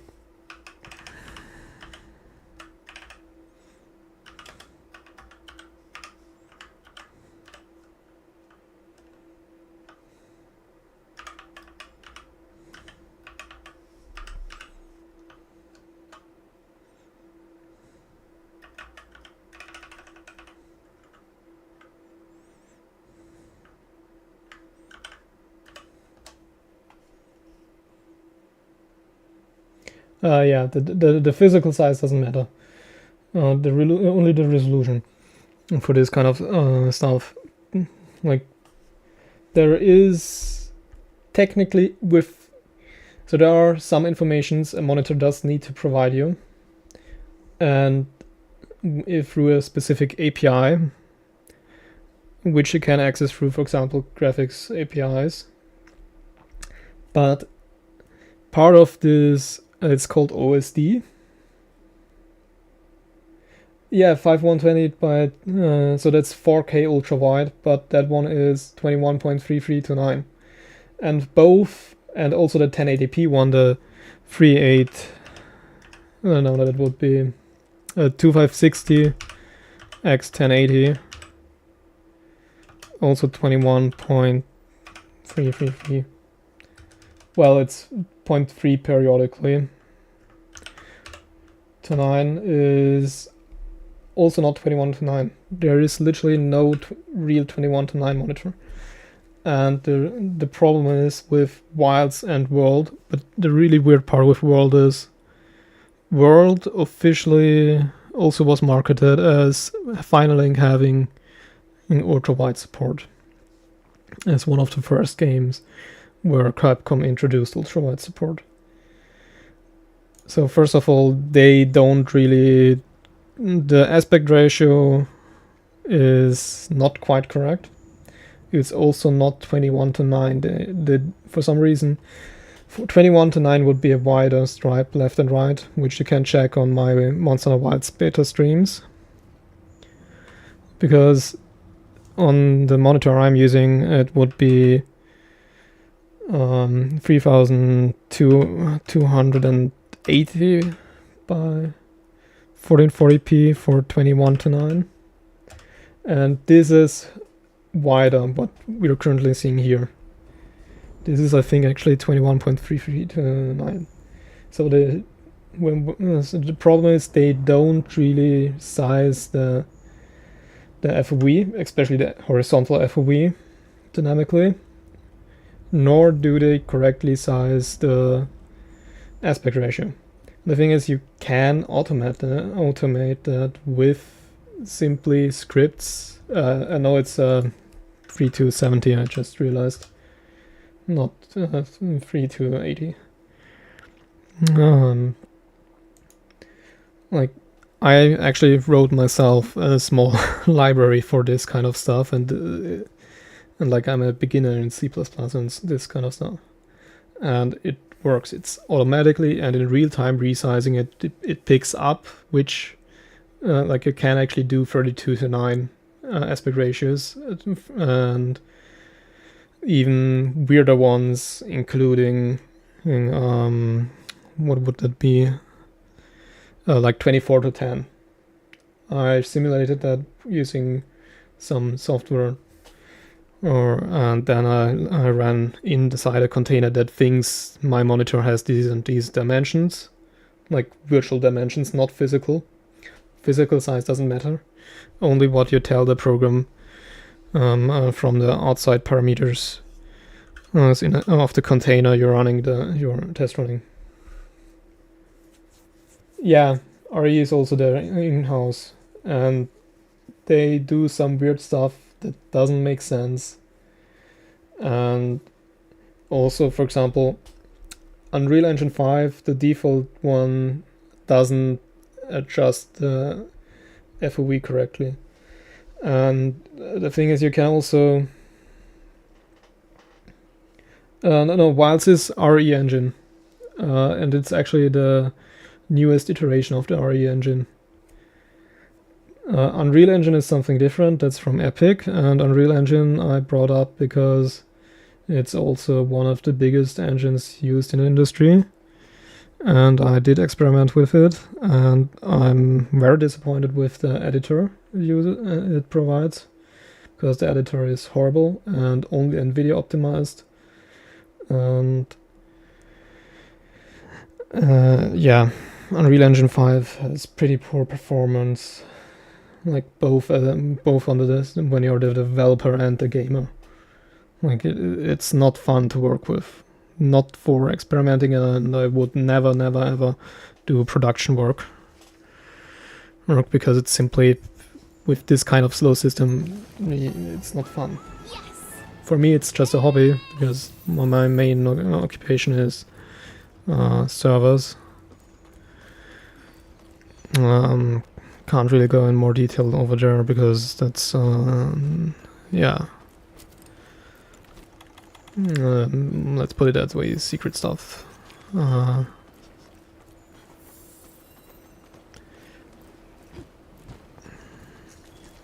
So where was I? So for example, if you have a curved monitor, the default projection metrics they are using is wrong. Planar projection and scalar assume a flat screen, and then again when they do support 32 like any ultra-wide aspect ratio or non-standard 16:9 or 4:3, so when you write a game engine, you use as a baseline one specific resolution and aspect ratio, like that you default to something. That's it, and everything else is scaling relative to that. But if you, for example, do the integer to float casting at the wrong point in time, you can't do it accurately, because you simply lose the data that you would end up, like most of the stuff I had to do for the dynamic resizing in my program. I think I might actually do a video on that, separate one. I think that there's a lot to unwrap. is casting values from ins to floats and back, because when you extract the data from the OSD or whatever API you're using, GLFW3, or which in turn just calls the OSD API. So either way, you get the data and it's in integer form, because there are no float pixels, like there are only whole pixels. Okay, but how do I calculate the correct aspect ratio? I need float. Then you cast it to floats. But when you want to actually render something, you need to cast it for the correct resolution back to integers. And you need to do it at the correct point in time during the processing, and it's pretty annoying. It took me multiple attempts to get this right. There is something in generative coding and programmatic coding. So, for example, I did it in a way that, so I assume for the FOV, which is one part, the field of view, 16:9 monitor as a baseline of 1080p, and no, actually not 1080p, 1440p, and 27-inch diagonally. Based on that, I assumed that the average desktop user sits roughly 72 centimeters away from the screen. Based on that, I could calculate a baseline FOV. Then I worked on getting support for various aspect ratios by recognizing, okay, we have those vertical dimensions and those horizontals, and then calculating those normalized 21:9, 16:10, and whatever. The only thing I actually don't support is like some really weird 64:58 that would break. That would simply result in some stuff, probably undefined behavior, but like my entire header file and library that can take care of the correct FOV calculation and aspect ratio calculation is one file and 300 lines. And you don't need to, so if you need to program for every single possible outcome individually, then first of all it's impossible, because you can't possibly see and foresee what kind of, like, for that you have quality assurance and quality assurance testers, which would, screen tearing, that would be something different.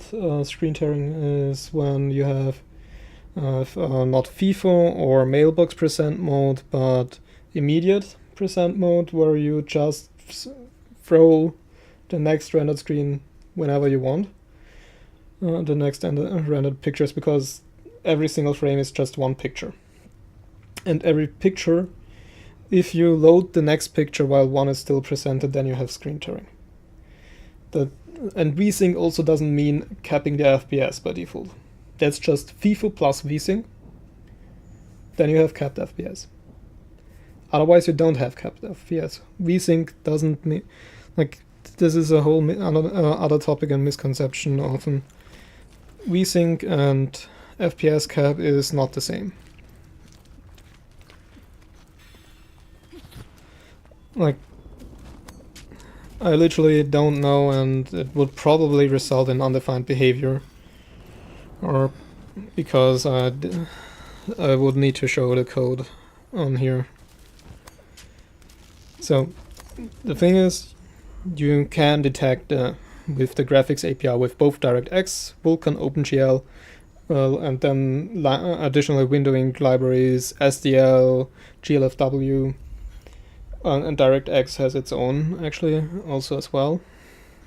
You can detect with that the monitor resolution. You can't detect the curvature because that's part of a optional field, which is up to the vendor to decide if they added this as vendor-specific extension. It might not be named the same as with other monitors, so you can't really. Yes, yes, yes, I am. I think I need to make a video on this, a separate one.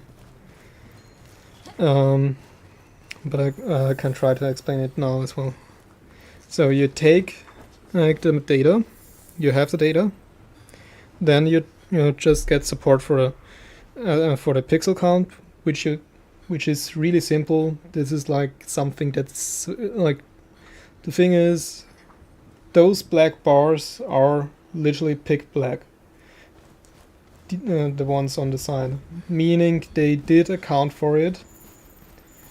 They did correctly detect the dimensions because they deliberately said FFFFFFF is the color, background color.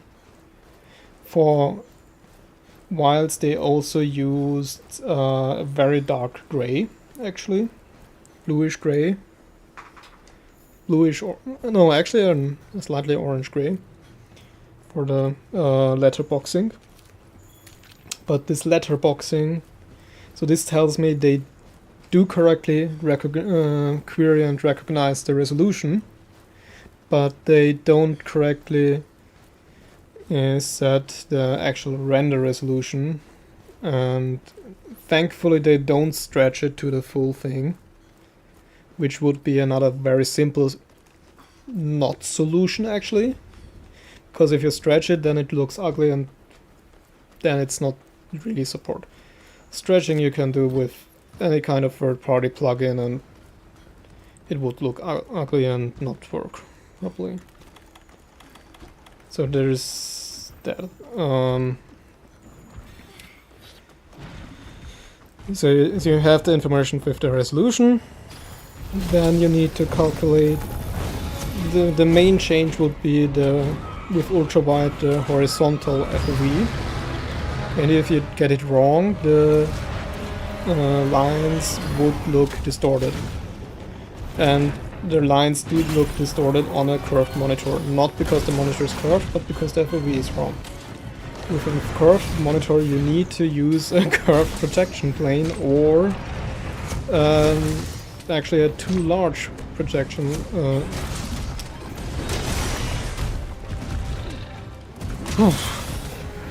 I don't know. Like, as I've said before, they didn't answer my emails and support tickets and whatever. I opened 5 with the first beta, 2 with the second. And that doesn't mean anything because I'm working also in IT. We read those bugs or reports and so on, but we don't necessarily answer on every single one. And with 4 of those, in total 7 bug reports, I also provided them with my approach on this, like the full-on library I wrote, which is agnostic to the graphics API because it literally ignores. It doesn't need the information on which API you're using, because it just takes an integer in and then outputs another at the end of it. So they might as well fix it, they might not. They might not see this as an issue at all, they might say... And another thing is why they might not fix it, because if they fixed it, they would end up having to support 32:9, like the new Samsung Odyssey 9 Neo G9, the one that's 4K, 2 4K monitors in one next to each other. And people are complaining of performance here, and then there are some people, very rich people, and it's a really small minority. Austrian. So my mother tongue is German. So yeah, that's where I'm from. And considering they did the same, essentially, in my opinion, bug as in previous titles, especially Monster Hunter titles, I doubt that they'll fix it. I'm not very confident in that.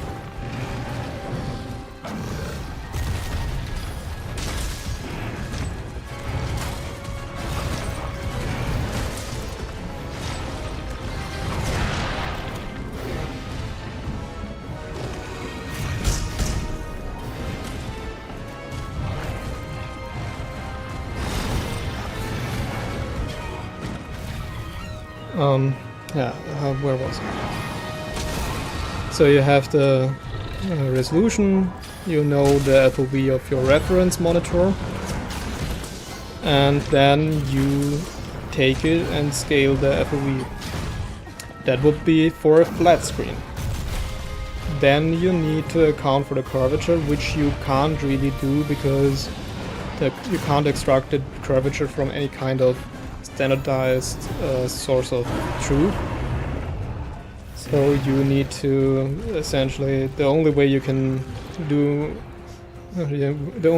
account for curvature is if you were to leave that option to the user. And if you wanted to do that, you would need to have users that actually can use the options menu, which, as it turned out with Monster Hunter Wilds Beta, they don't. Like, I think you yourself shared one of those videos that from, I think that guy is called Blunty, that explained why people complained about the washed out image because they didn't set the luminance and brightness settings correctly. And because you are not forced to set them, or don't realize that Capcom actually does a very good job with those settings in their games, are different to Ubisoft. Ubisoft, for example, makes their games way too dark. Way too dark. On the dark settings. Like, I can literally hold a torch and it's still pitch black, the entire screen. Dark scenario.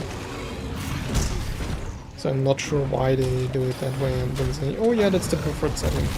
During the brightness really.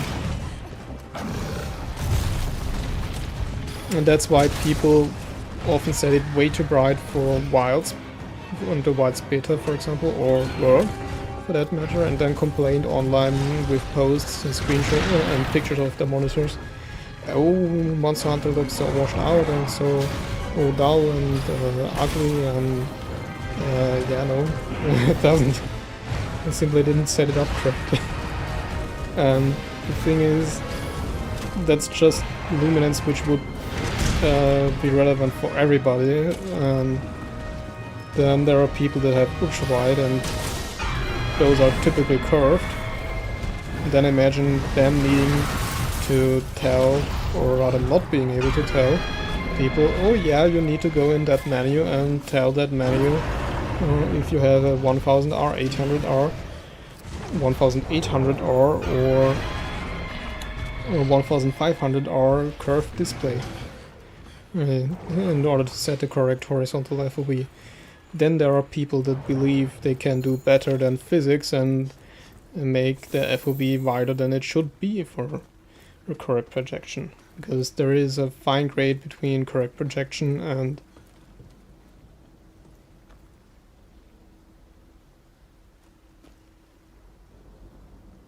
yeah. There is one dude that debunked those and made a very good documentation of why it's not the case. He made, I think, 4 videos on it now. The first one was a big, long rant that was like 20 minutes long.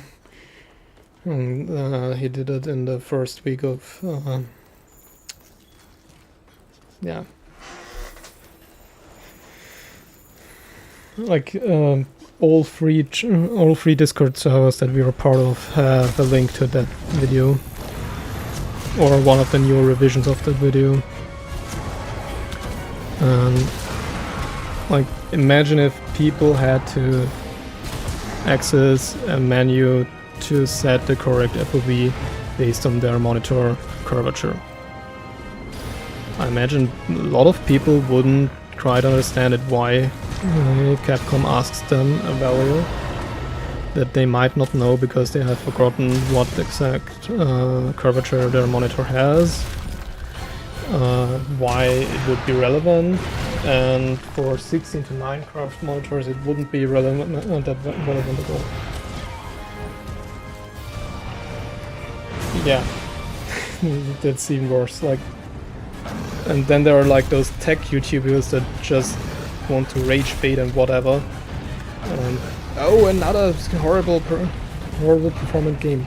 And then you look at it and compare it to the Monster Hunter World system requirements and recommended settings and whatever. At the time of release of Monster Hunter World, you needed the most performant AMD and newest AMD GPU, which was 1 month old at the time of World's release on PC, to get 30 FPS native at 1080p on high settings, not highest, on high.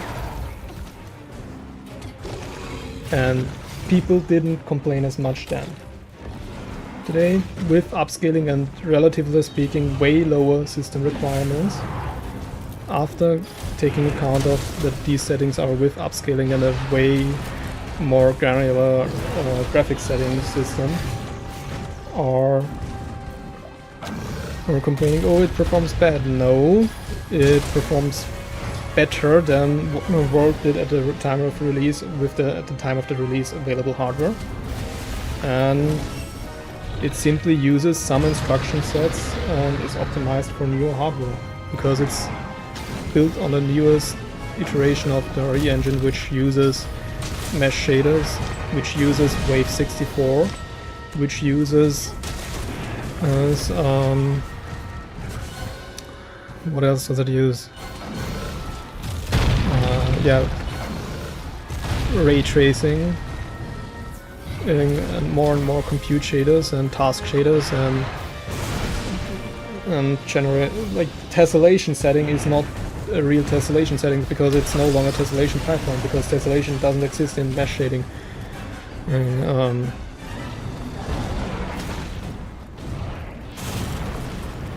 Yeah, that was one generation, hardware generation after World came out on PC.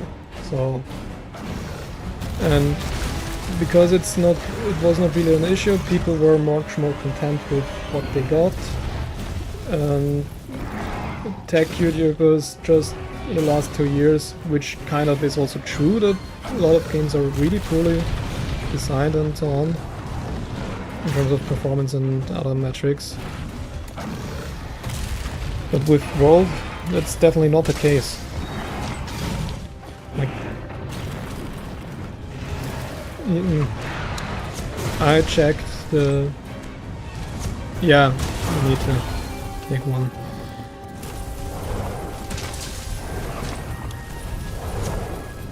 I think I might need to make a video on that as well.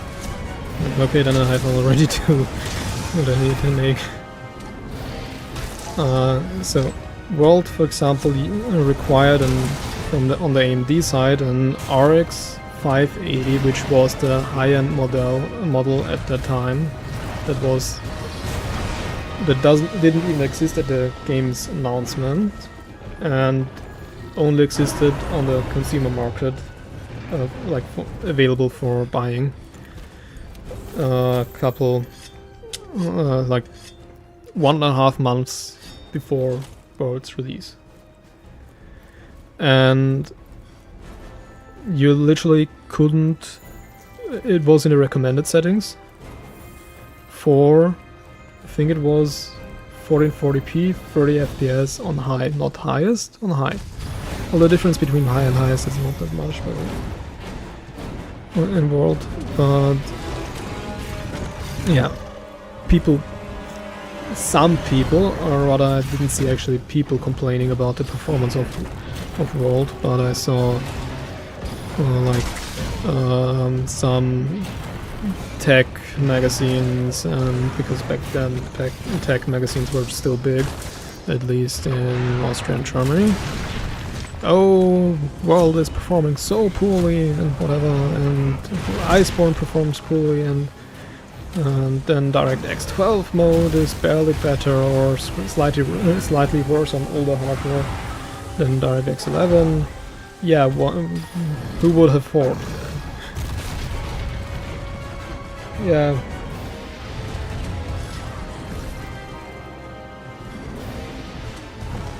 Like, on one hand, the console hardware is a lot older, and at the time was not even AMD or Nvidia for that matter, but some weird Broadcom chip or some company that doesn't even exist these days because it was bought up or simply pushed out of the market by Nvidia. Like, there was literally a time where we had over 200 semiconductor for CPUs and GPUs producers before Nvidia became big and simply bought them up or pushed them out of business and out of the market. We only have very weird ones that are like not even for the consumer market. The only other one, so we have ARM still around. We have Samsung. Samsung does produce GPUs, but only for the phone. The last GPU, iGPU for that matter, was in 2021, based on RDNA 2. Well, no, 2023 they did a refresh of that with RDNA 3, but it's based on RDNA 3 and then ported to their own node and with their adaptations for whatever they need for the phone market. So it's really not RDNA 3, but they themselves say it on their webpage, it's RDNA based, RDNA 3 based. So yeah, I guess.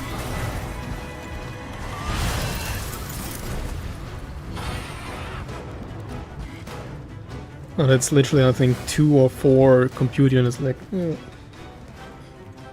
ARM, yes, mostly is in phones, but ARM is not a specific CPU, but a CPU architecture, which is these days mostly used in phones. There are a couple of servers, well, there are an increasing number of servers using ARM, like the whole so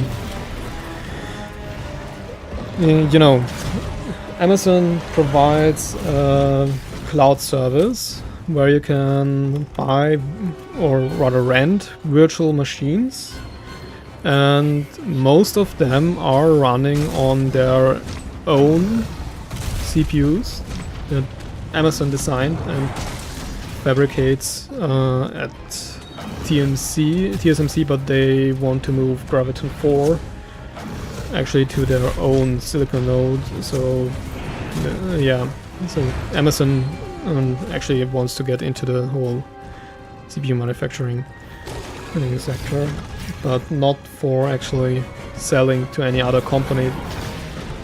Like, they have their own custom Linux, and on top of that Linux they have their own hypervisor solution, which they use to provide VMs, and those VMs and the entire server is running on their Graviton CPUs, which are ARM CPUs. Graviton 3, that is.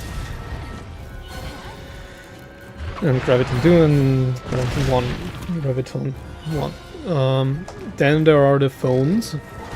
There's Qualcomm X Elite, for example, you might have heard. And there is actually also from Windows a project, Windows on ARM. And there is also Linux on ARM, and then there is also another company that makes ARM CPUs for servers, Ampere, it's called. Like, they produce actual full-on rack servers you can buy, but each single CPU is 7 grand or something. Like, the smallest one they have is 3.5 grand.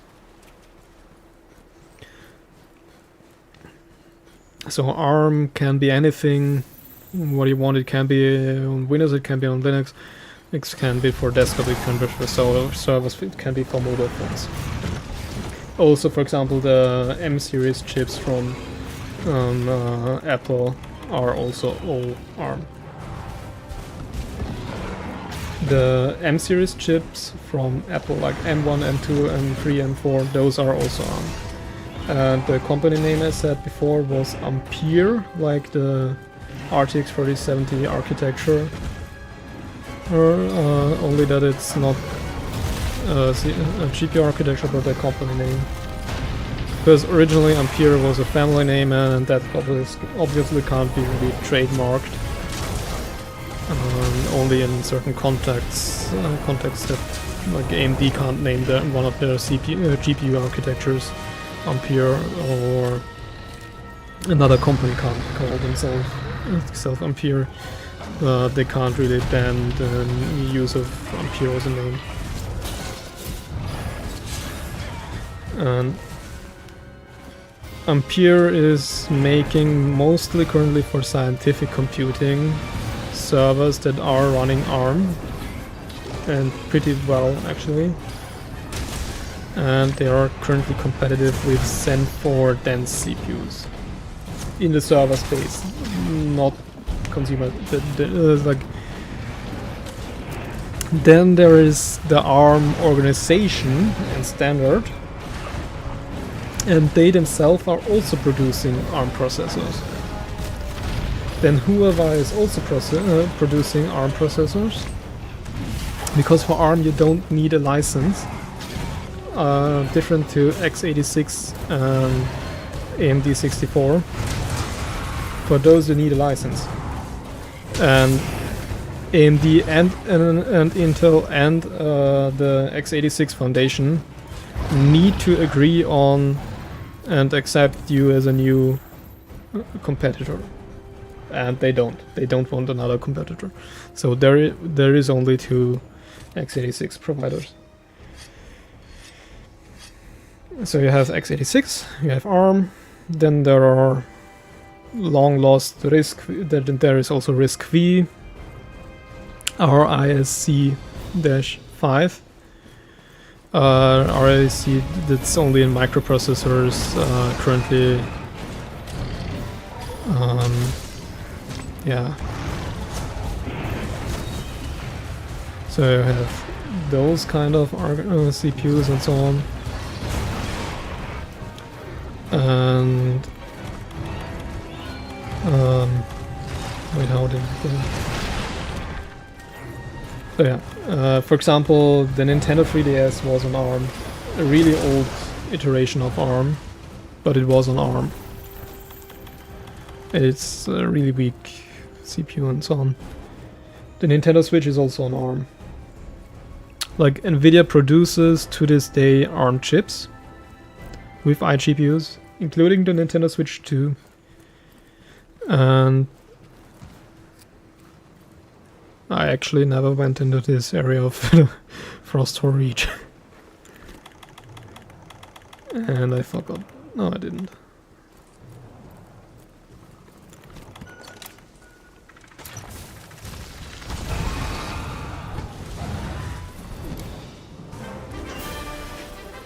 Okay, so yeah. So we were at performance, people comparing performance of world consoles. So the problem is you can't really compare. You don't know which game engine internal settings are burned into the quality or performance setting of the console. You don't know which texture resolutions are in the console version of the games. You don't know which compression tool was used for the textures. You don't know how exactly the like, no one except Capcom knows how exactly the data streaming works in the console version. With PC, people can find it out. Nerds and geeks that are interested in it can do the data mining and file extractions and can figure it out. So, yeah.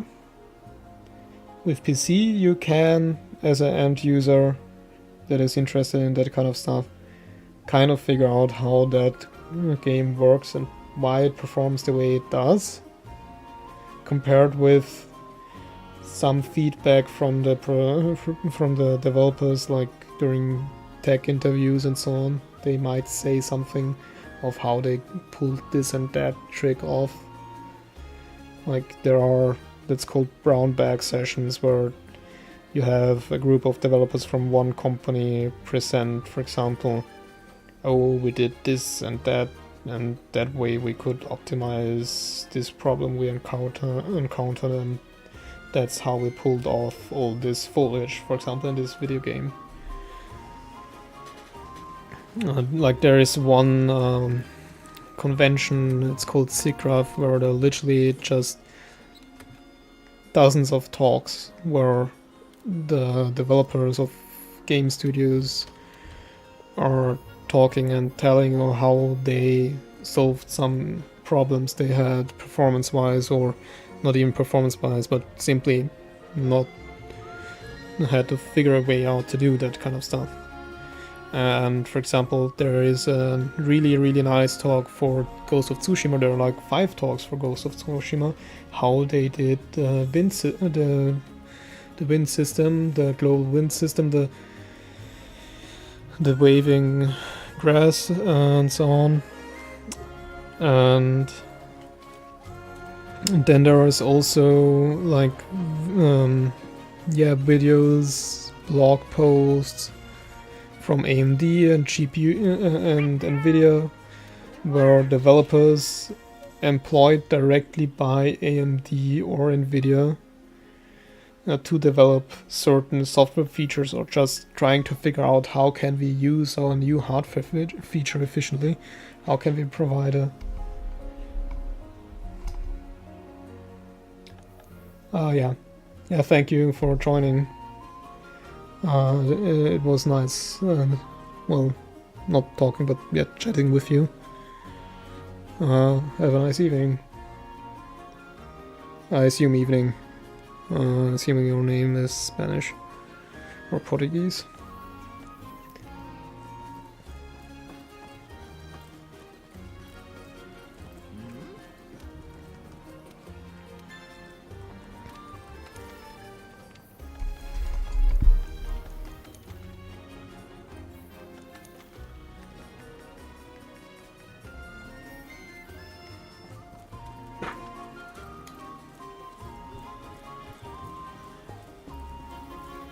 Back already, huh? Let's go.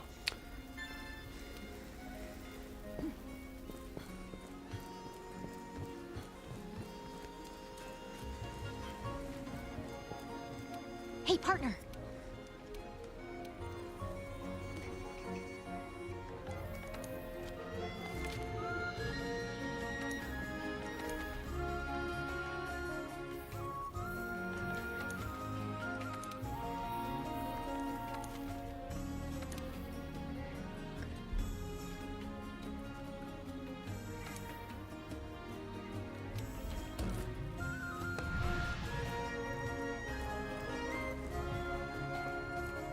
Ah, okay, yeah. In that case, evening also applies. Yeah. Have a nice evening. Bye.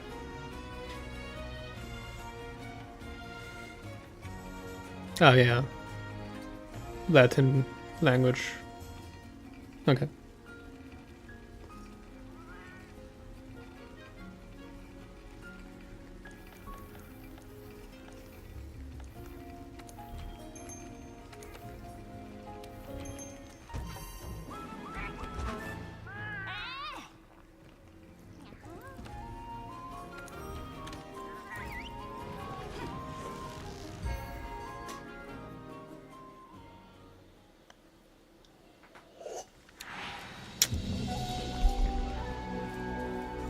Ready to go.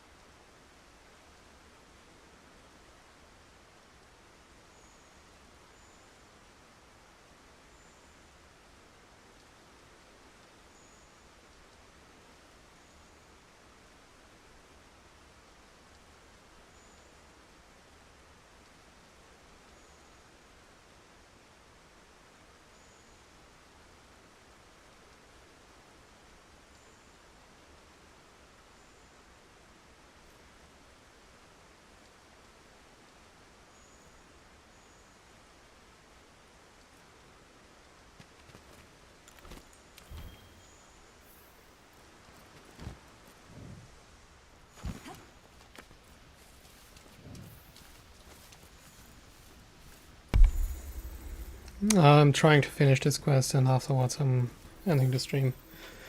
It's already very late, like almost 10 o'clock.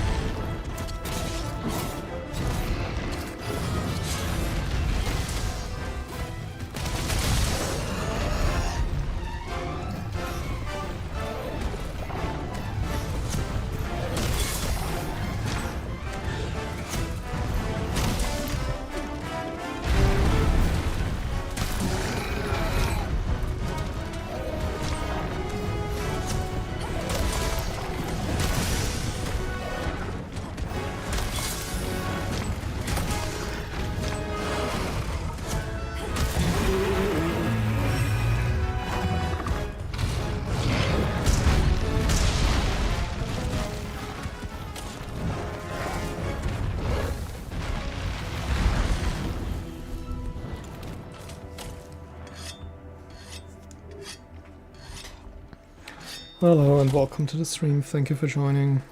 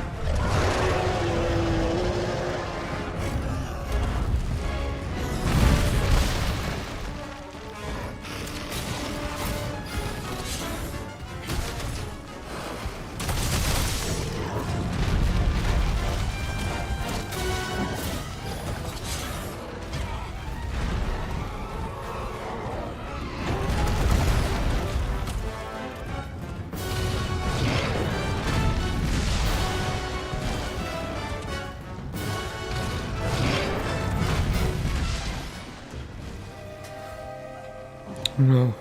Okay, again. No, tomorrow. I'll finish that quest tomorrow. It's time to sleep.